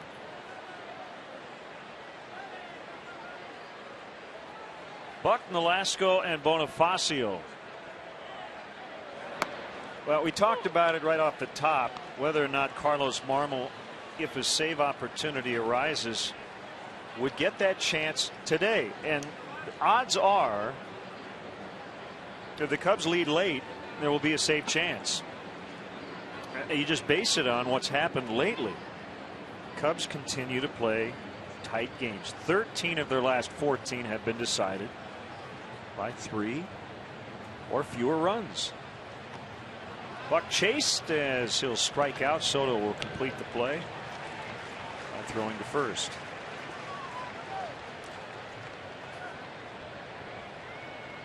The answer from the manager when we talked to him around 10:30, 10:45 was, I don't know yet. And that's one of the touchier things you have to deal with as a major league manager is when your closer struggles. We've talked about it in the past. There's nothing more devastating than to have a game that you feel you have in hand, your bullpen lined up exactly the way you plan, and then your closer comes in and gives it all away in that 9th inning. Those are devastating losses. A tremendous outing by Matt Garza, 7 strong innings. And the question as to whether you bring the guy back the next day, there's a lot of different schools of thought. You get him right back on that bicycle, get him back out on the bump, let him try to work it out there on the mound.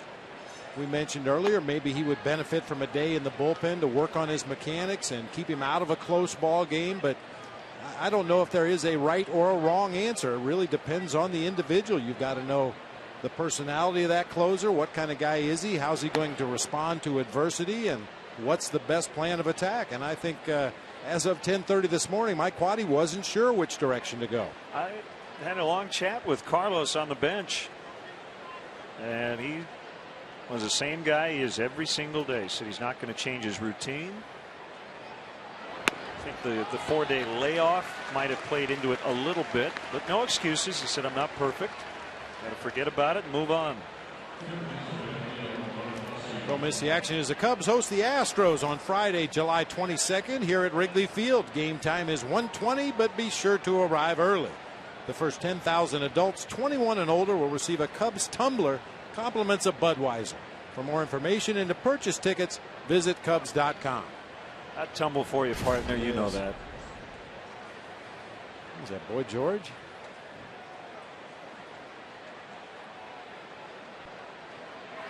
It was, yes. I think technically Culture Club. Culture Club. But yeah, Boy George would have been scary, the singer. Scary that I know that.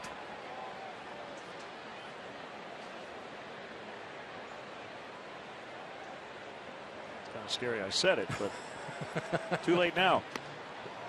1-1. See, I faked like I didn't know for sure, and when you jumped in and confirmed it, it kind of got me off the hook a little bit. Right.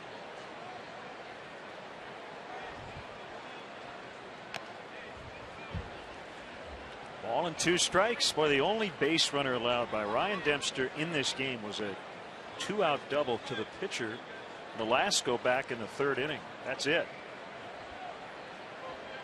Well, there really haven't been many loud outs in this game against Ryan Dempster. A lot of easy ground balls, especially to Aramis Ramirez at third base. A lot of lazy fly balls to right field.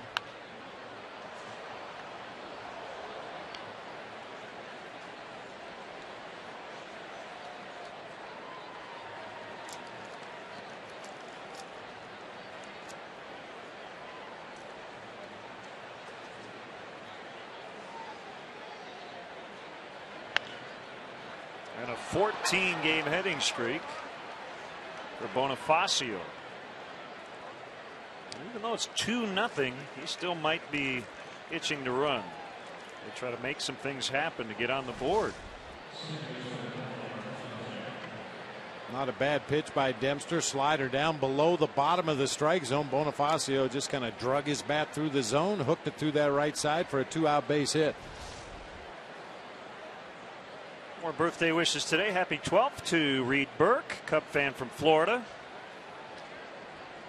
Watching here today. Get well wishes to Joshua Gilbert, watching on WGN America in Rapid City, South Dakota.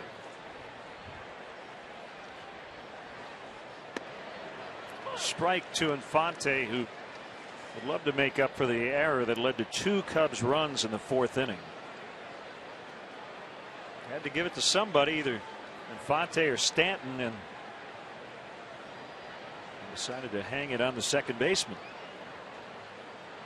Bonifacio with just a little bit of a flinch.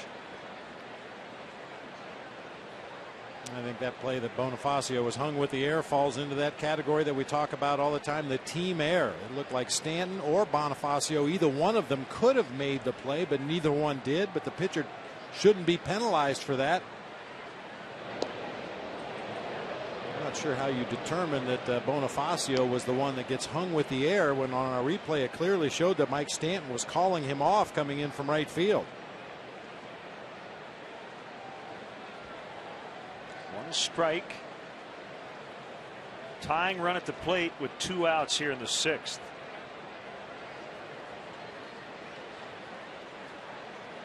Another throw over there, and he threw it away.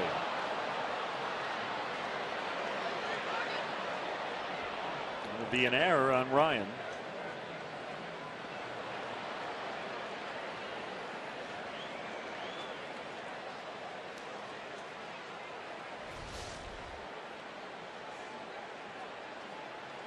Just a bad throw from Dempster. No other way to explain that one.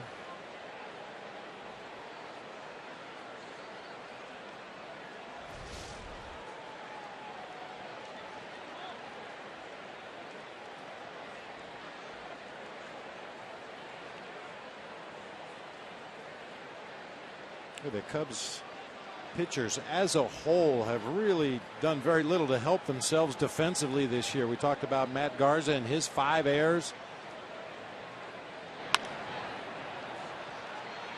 Barney with the shades down makes the catch, and the inning is over. A hit, an error.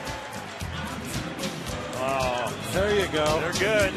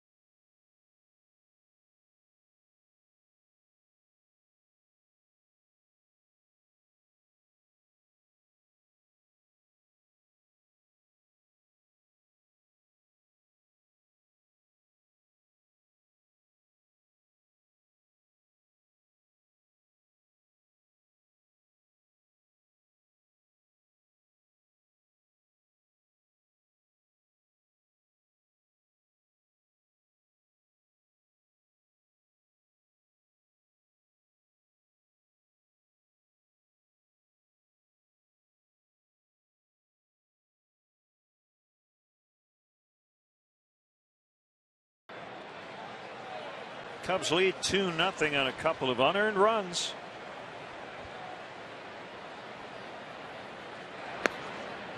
Ramos Ramirez takes a slider low. He's 0 for 2.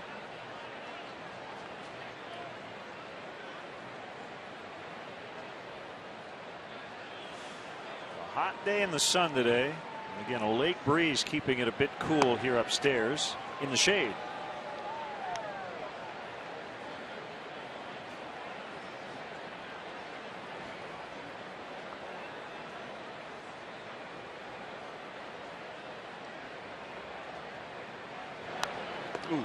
Checked his swing. Fortunately, didn't catch him in the hand. It caught the handle of the bat for a foul ball. 2-1.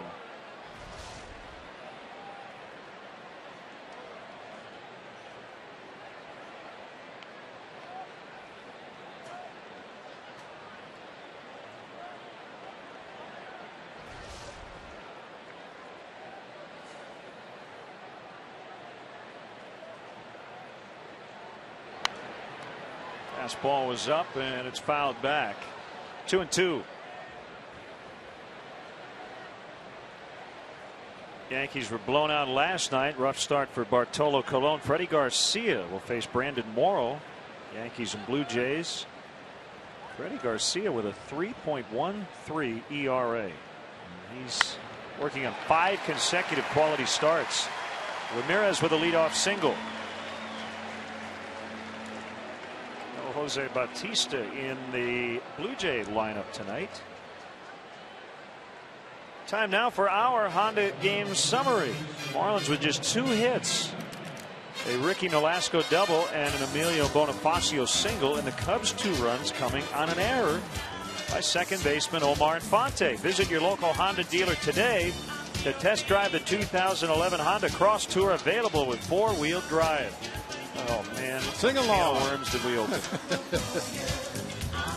Nightmares about this song. Well, the thing is, the guys in the truck were listening to that before we even mentioned it.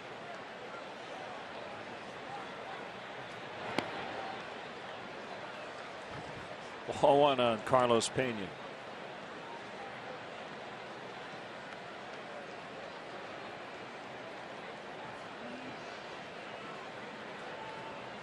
Pena got a base hit through the right side in his last at bat back in the 4th inning, and the Marlins are the one team we've played against this year that don't use that exaggerated pull shift when Pena is at the plate. Second baseman Omar Infante was positioned at a normal second base position, maybe a step or two to pull, but as Cub fans know, normally that second baseman is out in shallow right field and over close toward the line.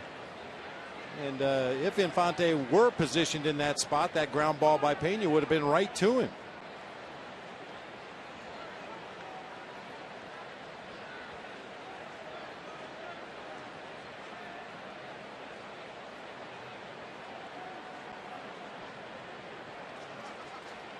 Big leg kick in the 1-1. Bottom fell out of that changeup.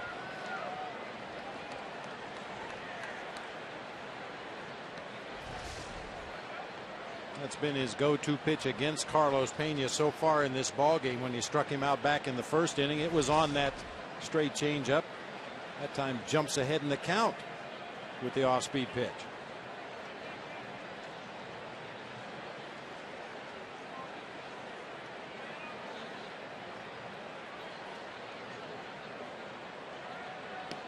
I think at this point, it's kind of like Ryan Dempster. The changeup splitter, it's really all one pitch.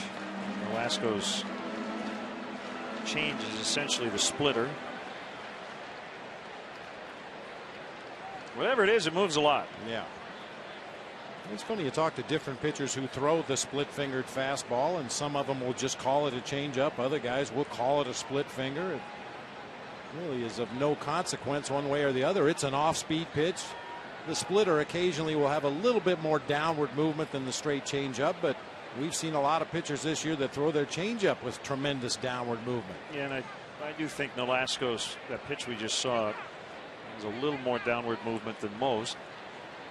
And the grip appeared to be the split finger fastball, as they call it. There's a breaking ball and a foul tip, strike 3. And a wide array of options, that repertoire. That's his 5th punch out. Join Keith Moreland, Bob Dernier, and Mike Quaddy Tuesday, July 19th from 1 to 2 p.m. for a live WGN Radio Cubs Corner broadcast and lunch from Wildfire, Chicago. Tickets are $50. Call 312-787-9000 today.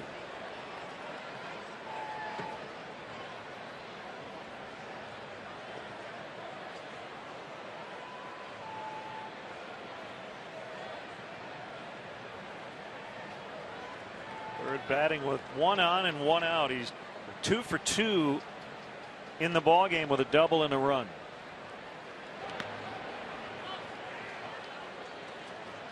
How about that play by John Buck? Boy, I've said it the many, long, many short times. hop. Yeah, there's no such thing as a bad block, but this is a lucky block. That ball hits way out in front of home plate. He comes up out of his crouch, turns his head to the side a little bit, just puts his glove out in front to protect himself, and the ball hit him right in the pocket.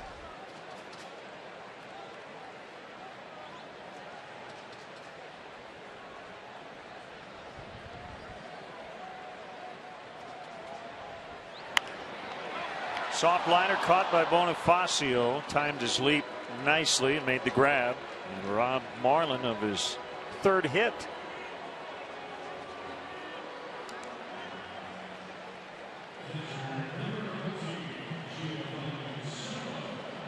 A soft floater into center field for a base hit in the second. A line drive to right field for a double in the fourth. And this time Bonifacio goes up the ladder to rob him of his third base hit of the game.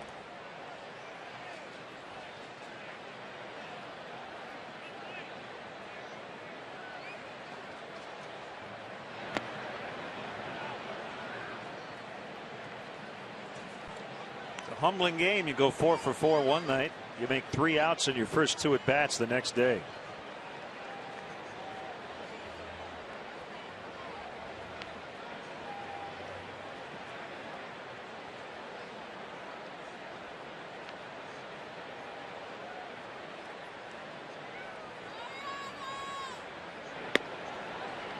That's why guys hated Tony Gwynn. They didn't hate him because he was a bad guy. They hated him because he would follow up 4 for 4 with 3 for 4, and then 2 for 4, and maybe an 0 for 3 with a walk. Then he'd go 4 for 5. Right? Oh yeah, believe me, I saw it firsthand. Yeah, you'd say, how does he do it? He can drop in a 4-hit game every once in a while, but he just hit every single day. Cameron will make the catch, and that'll end the inning. Leadoff single goes to waste, but the Cubs lead 2-0 after 6.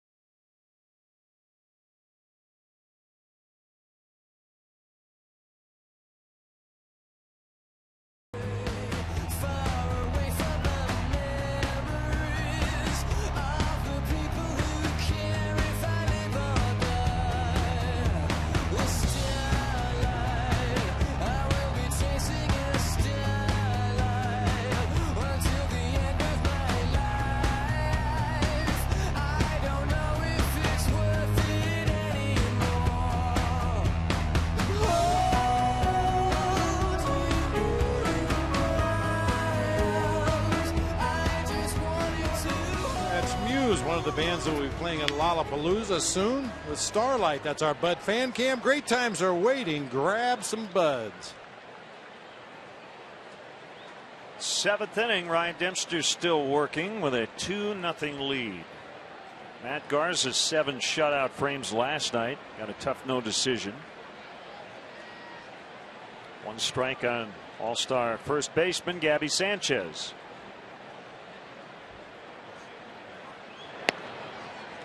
That caught the outside edge. 0-2.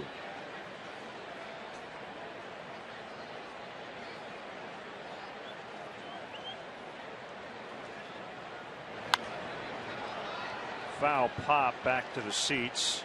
Star of Storage Wars, Barry Weiss, will conduct the 7th inning stretch coming up.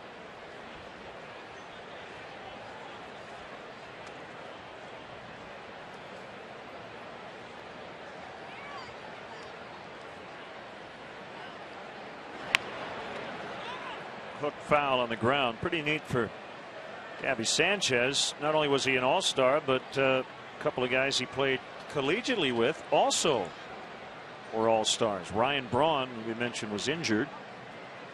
And Cleveland closer Chris Perez. Speaking of the University of Miami, the Cubs announced yesterday outfielder Zeke DeVos out of Miami, 3rd-round pick, has signed with the Cubs. Turns 21 on Sunday. Just finished his sophomore year at Miami. Switch hitter, swing and a miss, strike 3.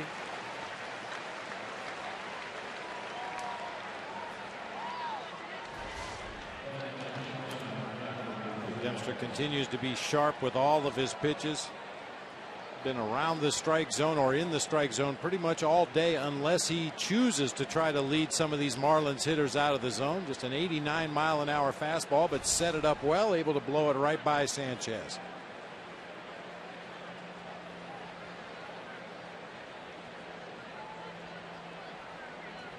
Hanley Ramirez now.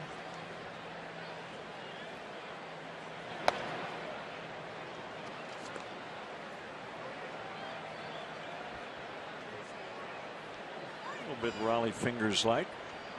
Somewhat of a handlebar mustache.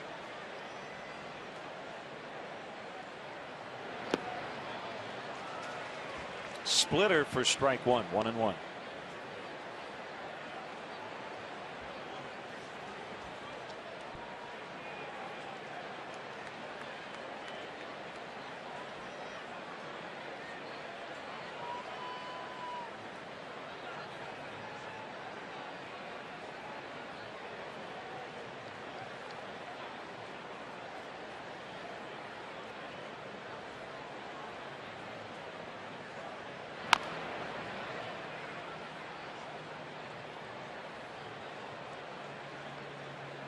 That's one way to make sure it stays in foul territory. You don't necessarily have to bend over and pick it up. You just have to make contact with the ball in foul territory before it becomes an official foul ball. That time, Dempster just booted it over against the railing of the Cubs dugout. Although Ramirez didn't run, and I think he knew it was going to be foul.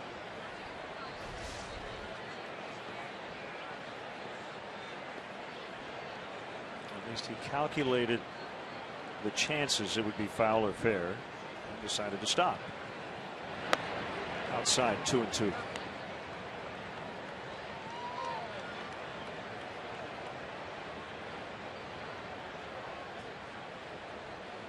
Morrison on deck.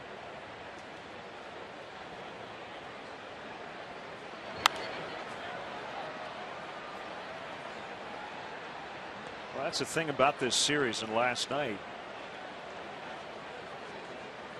You just take away this inning, 6 today, 8 yesterday. That's 14 scoreless innings in which the Marlins did very little. And then they put up a 6th spot in the 9th to come back and win game 1. In the 9th inning in which they did very little. Took a lot of walks, scored 6 runs on 3 hits. Dempster wanted that one, didn't get the call. Let's see where Pitch Tracks had it. Right on the outside edge of the plate. Right where the target was. Swing and a miss. Got him on the splitty. 8 now for Dempster. The one and only Sir Paul McCartney's coming to Wrigley Field Sunday, July 31st. Monday, August 1st as well. Treat your best customers and guests to the ultimate VIP experience in a private suite at the friendly confines for these historic shows. Mezzanine suites are limited and available now. Call 773-404-4200 for more details and to book your suite today.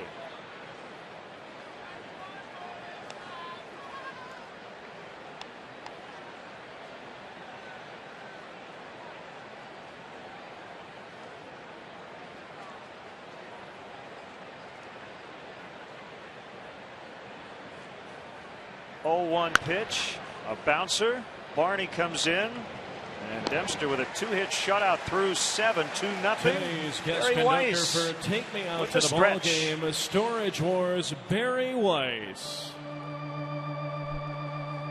All right, fans, let me hear you. A 1 and a 2 and a 3. Take me out to the ball game. Take me out with the crowd. Buy me some peanuts and Cracker Jack. I don't care if I ever get back. Root for the Cubbies. If they don't win, it's a shame. For it's 1, 2, 3 strikes, you're out of the old ball game. Let's get some runs.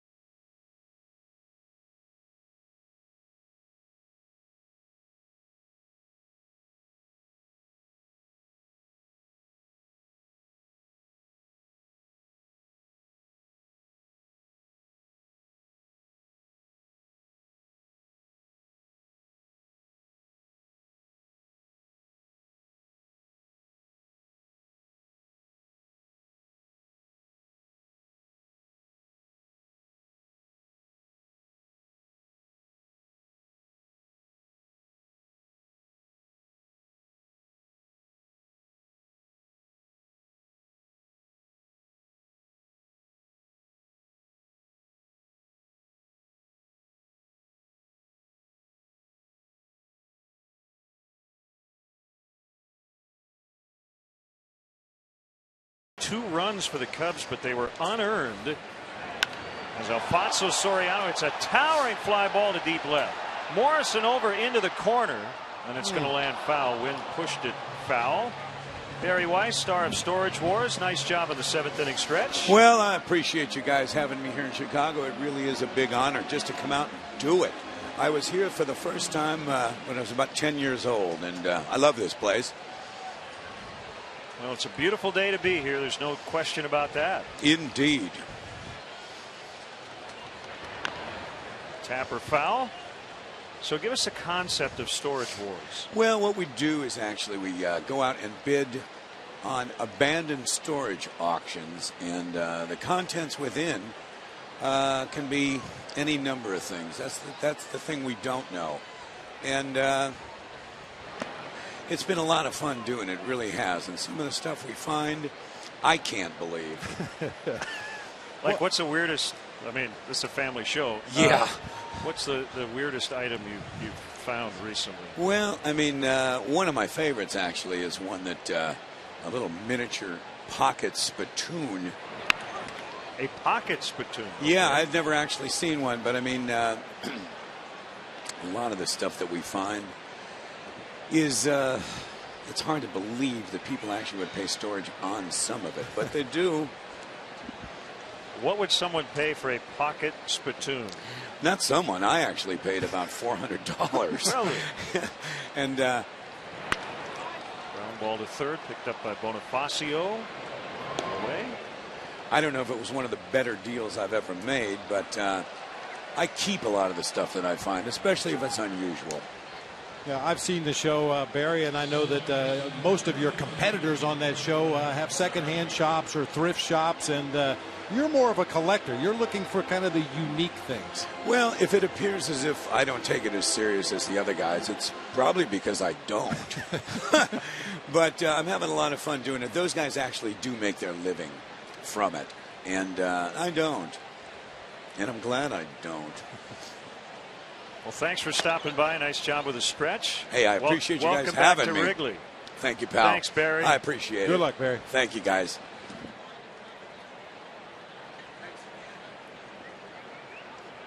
1-0 pitch. Big swing by Barney. Fouled it back.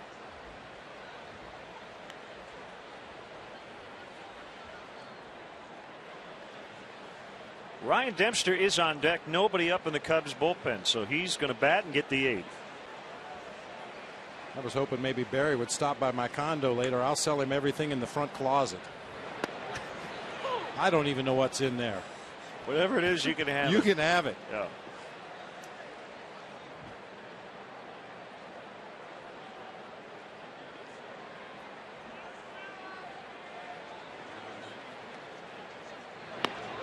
He got him.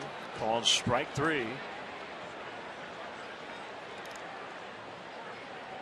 comes Dempster for the 3rd time. It's the kind of handshake that you only get a chance to make a mistake once. Yeah. And that's one you need to work on before you try to break it out during a game. Uh-huh.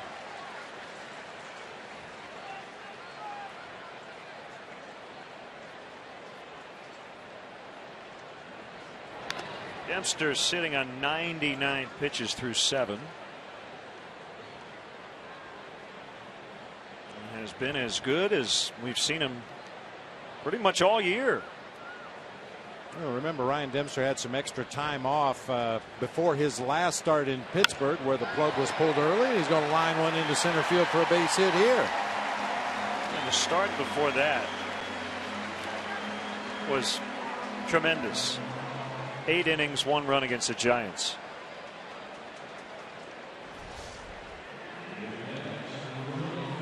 Swing that bat, good things can happen. Not a picture perfect swing, but managed to get the barrel on it, hit that little soft liner into straightaway center field.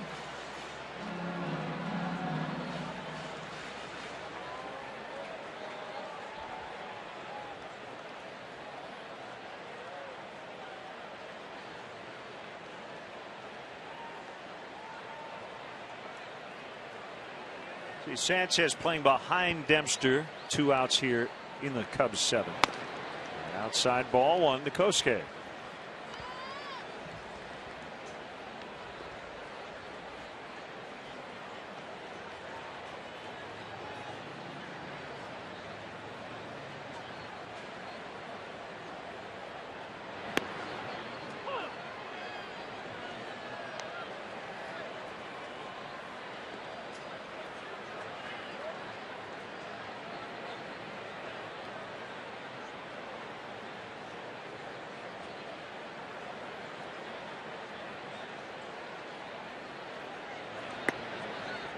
Curveball strike at 74. And the Marlins defensively apparently expecting Kosuke to hit the ball to the opposite field. Mike Cameron shaded several steps over into the gap in left center, leaving Mike Stanton with a lot of ground to cover out there in right center and right field.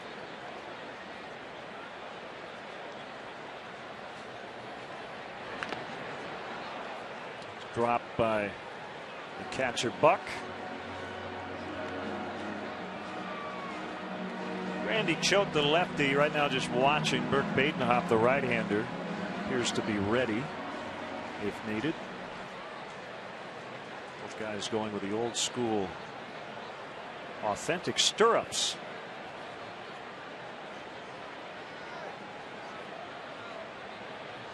Deep breath by Nolasco before the 1-2 pitch, and he got him on a curve to end the inning.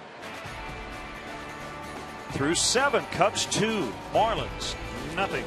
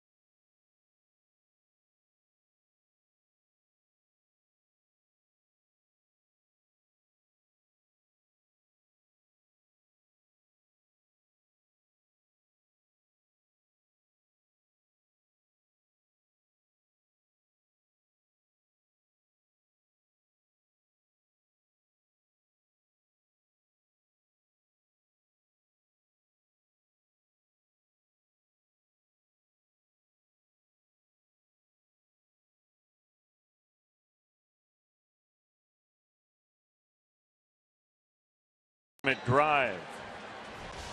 Check out this swing. Hey, when you only have 2 hits going into the at-bat, that is an ultimate drive for Ryan Dempster, his 3rd knock of the year. Brought to you by your Chicagoland and Northwest Indiana BMW dealers. BMW, the ultimate driving machine. Change for the Cubs. Reed Johnson comes in for defense in left in the place of Alfonso Soriano.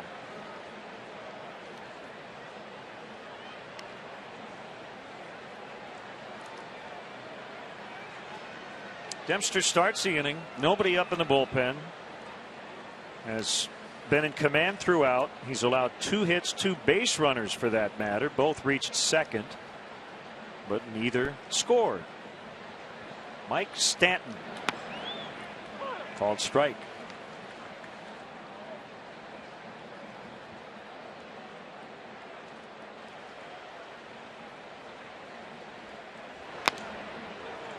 Now, one thing, Bob, that could happen today, if Dempster can get through the 8th, it might allow Mike Quade to use Sean Marshall in the 9th and not really have to worry about using Carlos Marmol. Now you've got Kerry Wood, who has struggled at times lately. But my guess, it's only a guess, is that if Dempster gets through this 8th and it's 2-0 in the 9th, that it would be Sean Marshall today. That's a pure guess on my part. Sean with a quick 1-2-3 8th last night.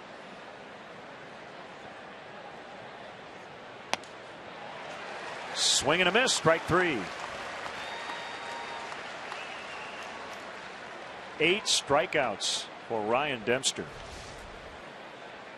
We saw this with Mike Stanton in the ball game last night. He just has a hard time laying off of high fastballs. Ryan Dempster apparently was paying very close attention to Matt Garza's start last night. He too goes to the high fastball and gets a swinging strike. The other option would be Dempster finishes it. You don't use any bullpen.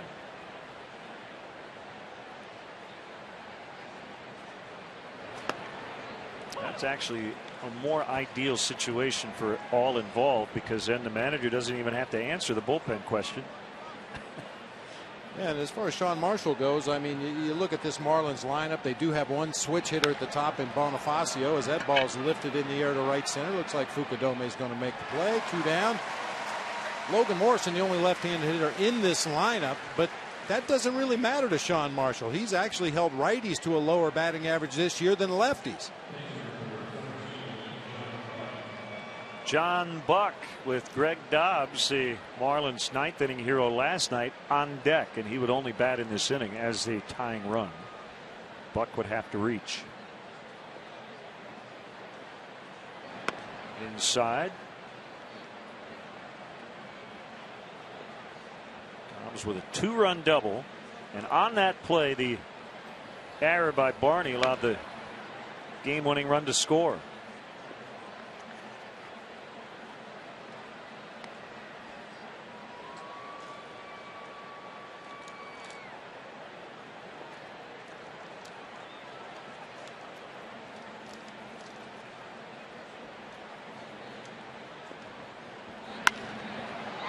He will come up as the tying run.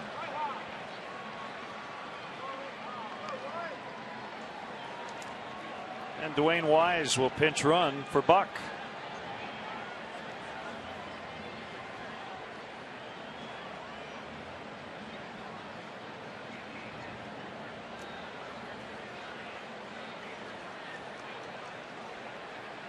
You generally don't see a manager pinch run at first base with 2 outs in an inning, especially trailing by 2 runs. But you mentioned it earlier, Jack McKeon, he's got a very specific idea of what he wants to do and how he thinks the game should go given the personnel that he has available on a given day. So he does not hesitate to send the pinch runner out there to first base with 2 outs. Kerry Wood and Sean Marshall are up. Dobbs hitting for the starter Nolasco, was really good today, gave up 2 runs. They were unearned.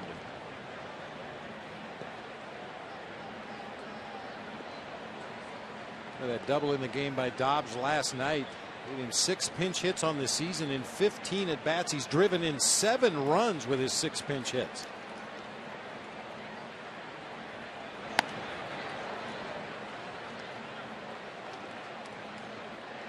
Since 2005, he leads baseball with 55 RBIs as a pinch hitter. And he's second in a bunch of other categories to his teammate, Wes Helms. Hits, doubles. Pretty good 1-2 punch off the bench. I had a chance to talk to Dobbs before the ball game today about his at bat against Carlos Marmol, and he said he was really kind of messed up in the head as he got in the batter's box. Normally he likes to come off the bench and swing at the first thing that's close to that strike zone, but he said, I saw Carlos struggling. I saw he couldn't get his slider over the plate. I knew that was his bread and butter pitch, so for the first time in a long time, Dobbs went to the plate with the idea of taking until he got a strike.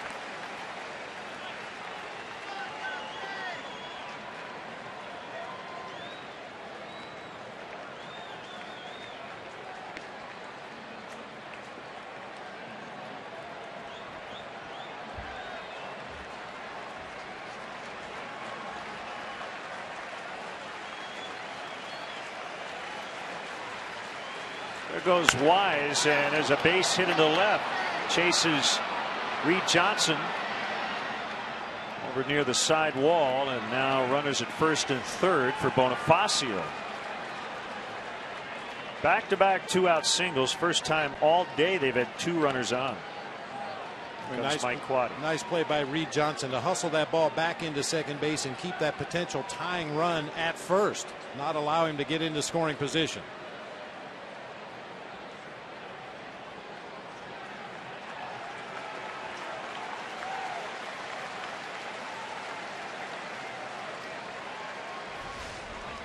Ball was hit close to that left field line. Reed gets to it quickly, gathers himself, and fires it with everything he has back into second base, understanding that that's the tying run. You want to keep him on first base if at all possible. Ryan Peterson will run for Dobbs. Peterson, an outfielder, his first appearance in this series.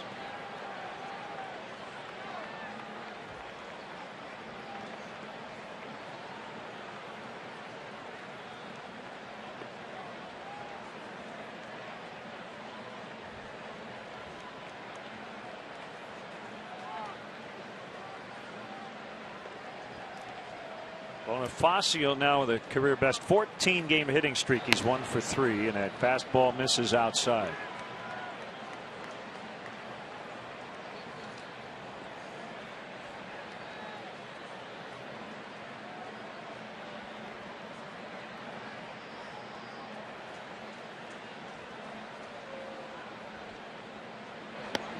Bonifacio shows bunt and takes a strike.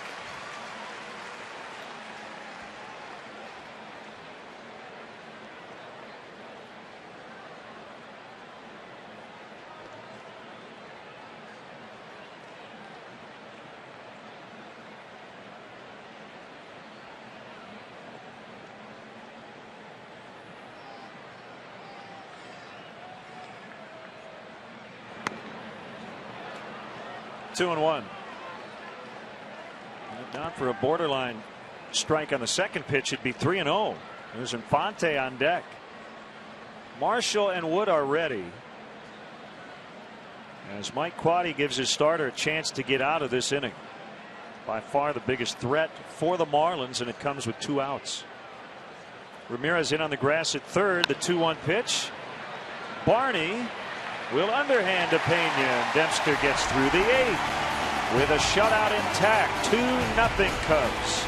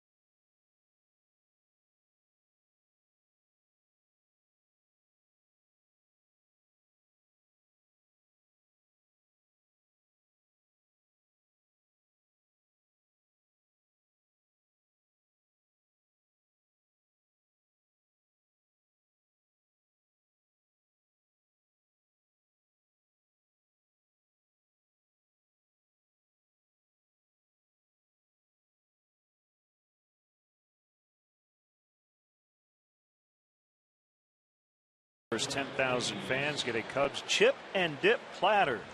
Compliments of Frito-Lay. For more info and to purchase tickets, visit Cubs.com. Brett Hayes will come in and catch. Andrew Buck was removed for the pinch runner, and Burke Badenhop will do the pitching.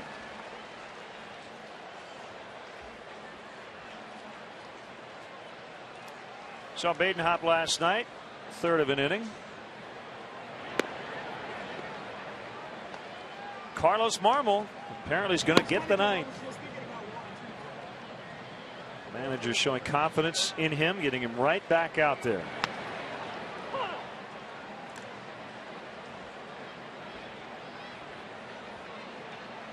Oh, what a stellar outing by Ryan Dempster today. He was really good. Not even very many hard hit balls in this game against Dempster. Well, if Jack McKeon manages today like he did last night, he's got Randy Choate and he can use to face Carlos Pena with 2 outs. So even if Badenhop gets the first 2 guys in the inning, he may not get a third.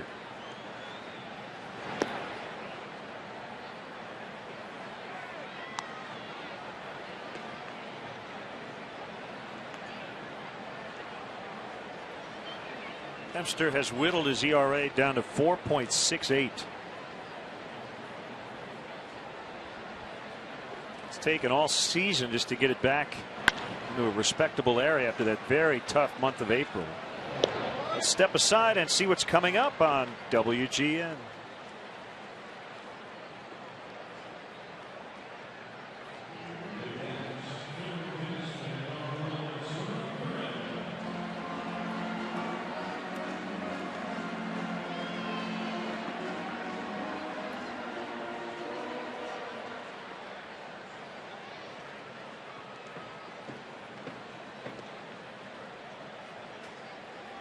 Aramis Ramirez with 1 out, ball 1.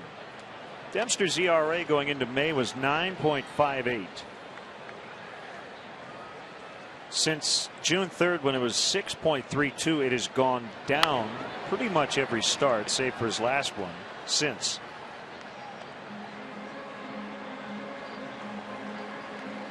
I wouldn't be surprised if Ryan didn't even look at his ERA for the first couple months. I don't think it would have done any good.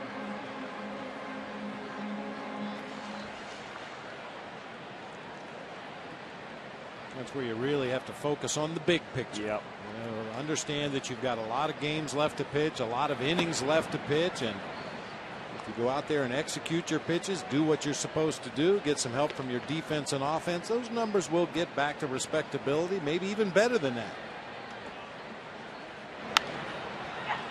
Fly ball to right. Stanton went back, now comes in with the wind pushing that ball back toward the infield. Well, let's look at our Xfinity HD shots of the game. Ryan Dempster was on his game today. Yeah, really used his off-speed pitches effectively, and that set up some fastballs that he threw right by some pretty good fastball hitters at 89, 90 miles an hour. Yeah, when you have everything working on a given day, there's no way a hitter can get in that box and anticipate any pitch in any situation. That was where Ryan Dempster had the Marlins today. They were guessing every pitch. Cubs baseball brought to you by Xfinity, only from Comcast. Randy Choate is on. We'll be back.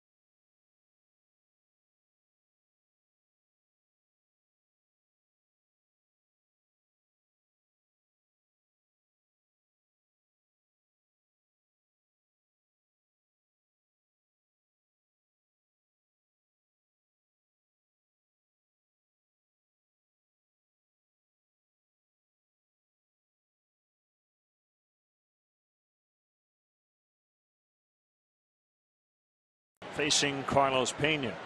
2 outs, nobody on. Choate's been really good this year. That way low 3/4 arm angle, sinking, tailing fastball, and a hard slider.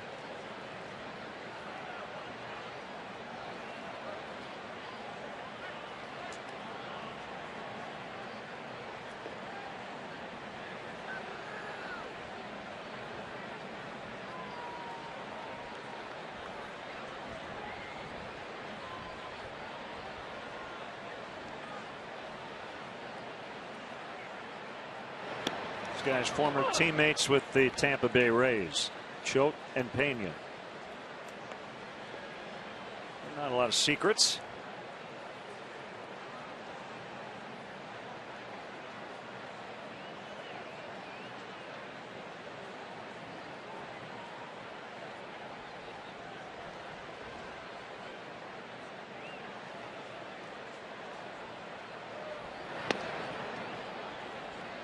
Held up on the breaking ball. 1 ball, 1 strike.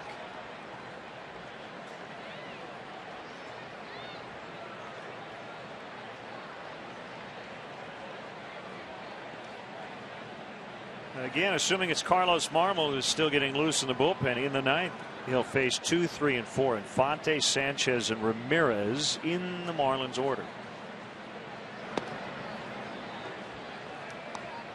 And those were the 3 guys Kerry Wood faced when he replaced Marmol last night.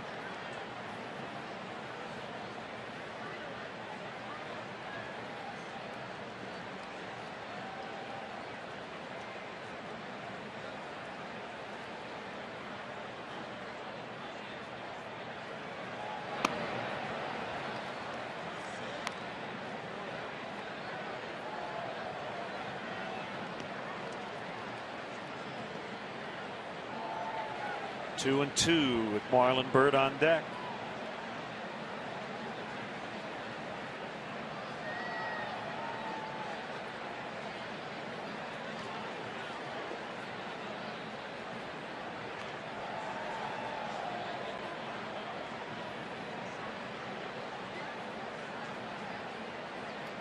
Choate has a sign from Hayes, and he got him. Swing and a miss to end the inning.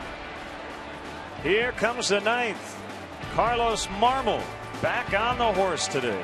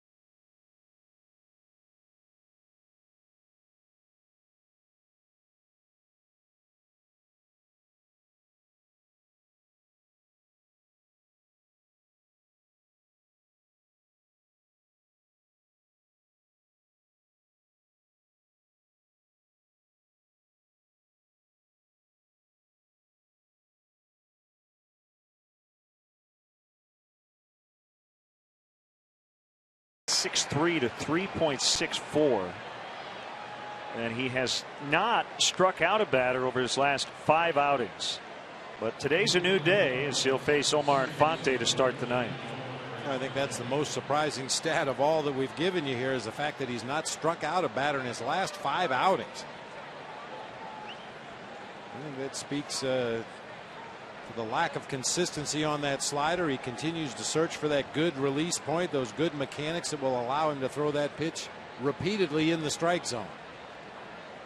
Marlins are probably in a take one mentality, which they were last night, meaning take a strike before essentially starting your at bat. 1-0 on Infante. 2-0. Back-to-back sliders.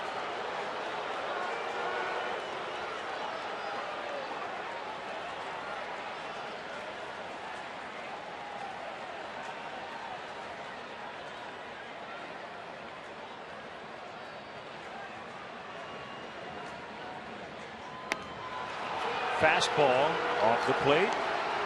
3-0.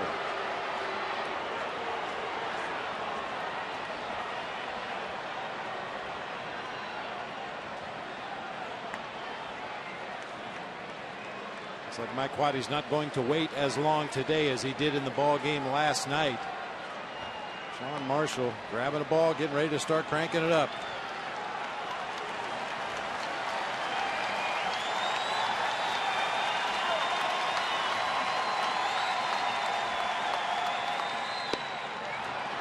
Low for ball 4.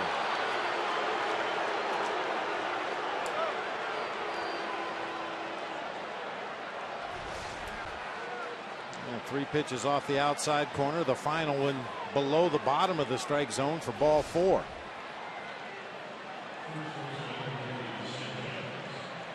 And words of encouragement from his teammates. Carlos trying to psych himself up out there on the mound.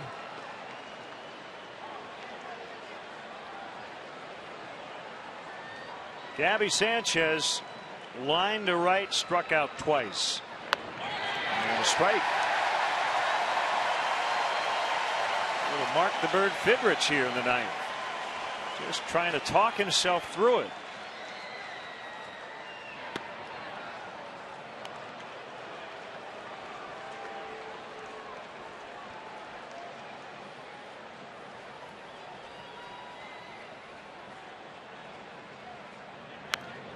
Fouled back. I don't think there's any question, partner, they're taking a strike. And that's when they're going to work here. First swing of the inning coming after a strike.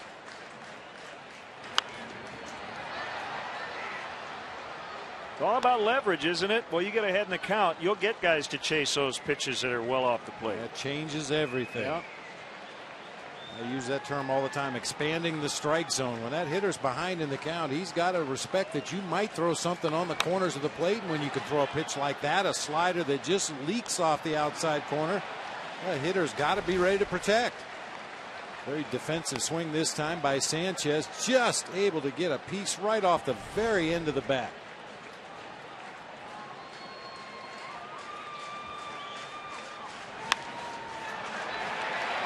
Popped it up on the left side. Caught by Castro. Big first out for Carlos Marmol. Here comes Hanley Ramirez.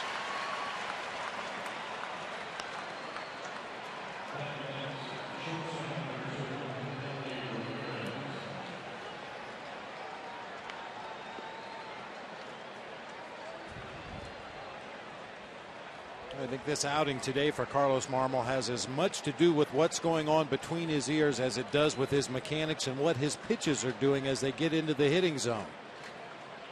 And when you've had a rough outing like he had last night and come out and walk the first hitter the next day, you hear the boos from your own home fans here at Wrigley Field.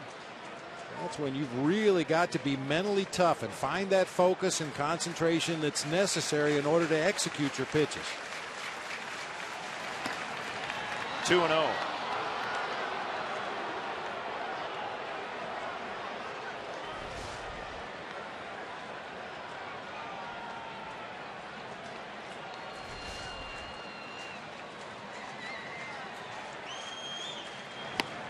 That's a strike. 2-1.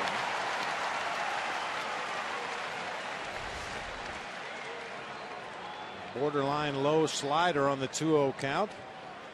Right at the bottom of the kneecaps.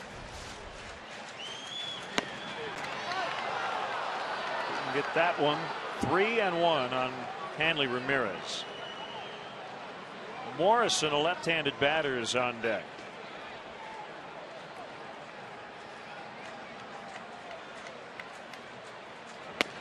Slider, strike 2.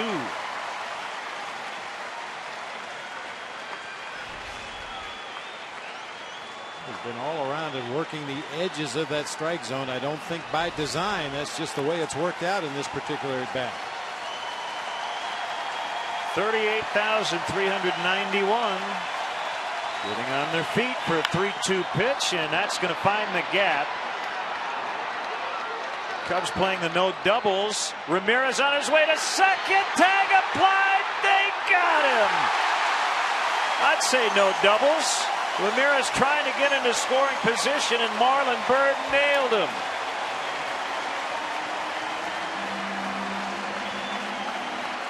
A huge defensive play.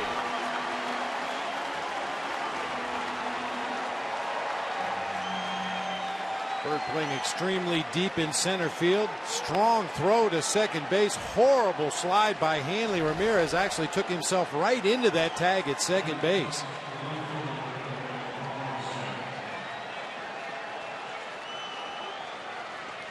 So the tying run is at the plate, not in scoring position.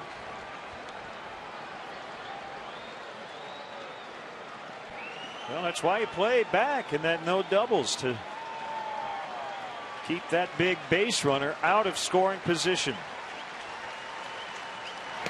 And really the theory is that he doesn't even try it, but he tried it and he got nailed. Yeah, if the outfielder hustles to the ball, can cut it off before it gets all the way to the wall, and then get off a strong, accurate throw, you can keep that guy off second base, as Marlon Byrd just demonstrated. 2-1 on Morrison.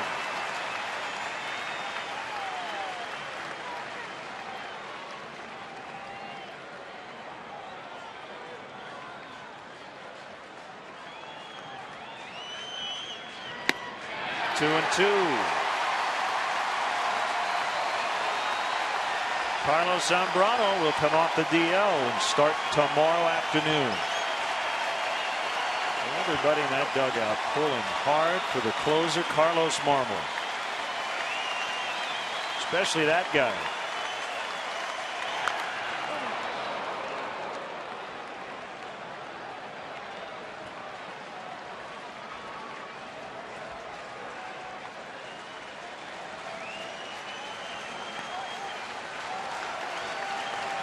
Hasn't gotten a swing and a miss, I don't think, the entire inning, but he's a pitch away from getting out of it with no damage at all. Close, didn't get it. 3-2.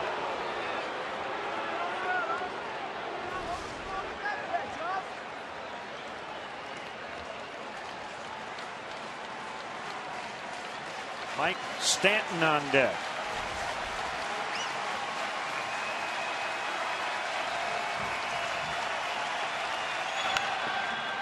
Do it again.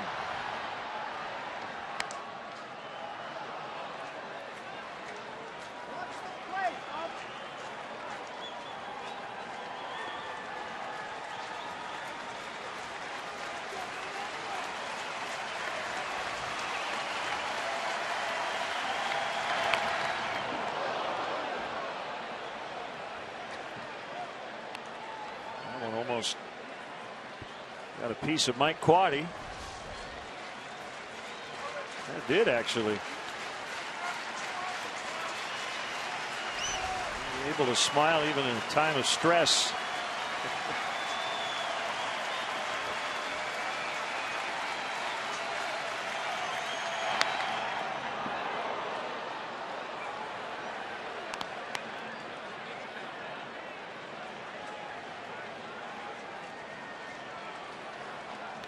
You would think that a fastball would be called for here. Just a steady diet of sliders to Logan Morrison, starting to catch up a little bit more to each one.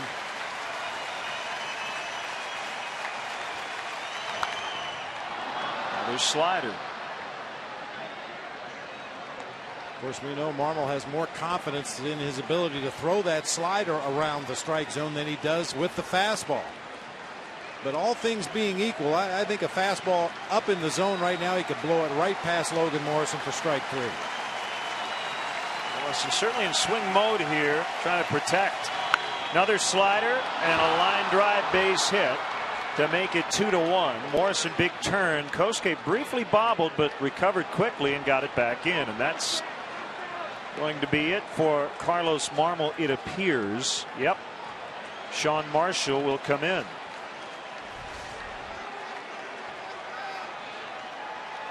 To the well too many times, didn't he? 11 pitches in that at bat. I believe they were all sliders. I can't remember back to the beginning of the at bat, but I think they were all sliders. So the tying run is at first. It'll be Marshall against Stanton when we come back.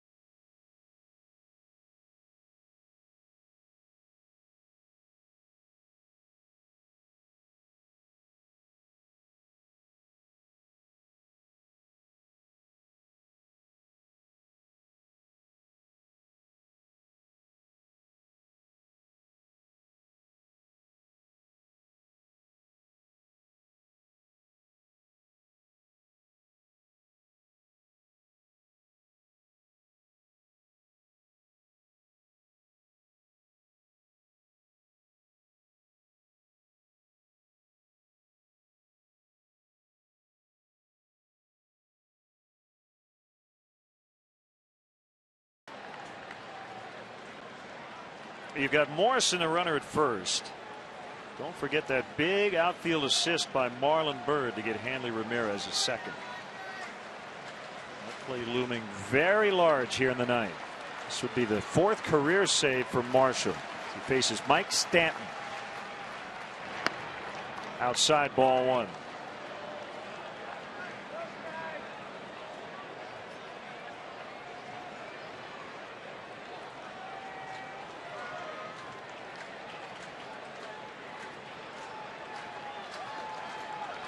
Morrison not a stolen base threat. He only has 1 steal in his short major league career, covering 132 games.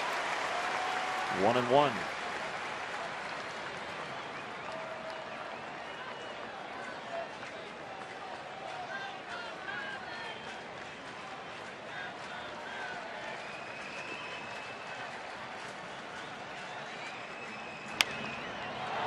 Pop down the left field line. Reed Johnson coming over, and he will not have a play. About 10 rows up.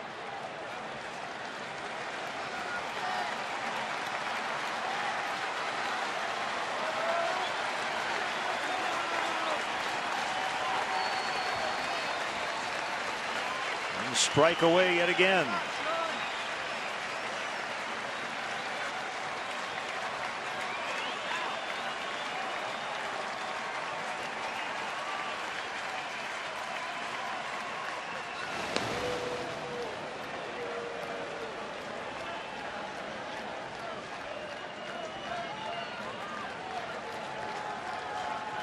Times in this spot, Marshall break out the fastball as he likes to work backwards. We'll see what he does here with Stanton. The pitch went with a breaking ball, swing and a miss. Cubs win. Sean Marshall comes on, strikes out Mike Stanton, and the Cubs hang on 2-1. As Ryan Dempster gets the win, Marlon Byrd with a huge defensive play in the ninth. It wasn't easy, but they got it done. A win is a win is a win. Take them however you can get them right now. And you're absolutely right about that Marlon Byrd defensive play. Maybe saved the game.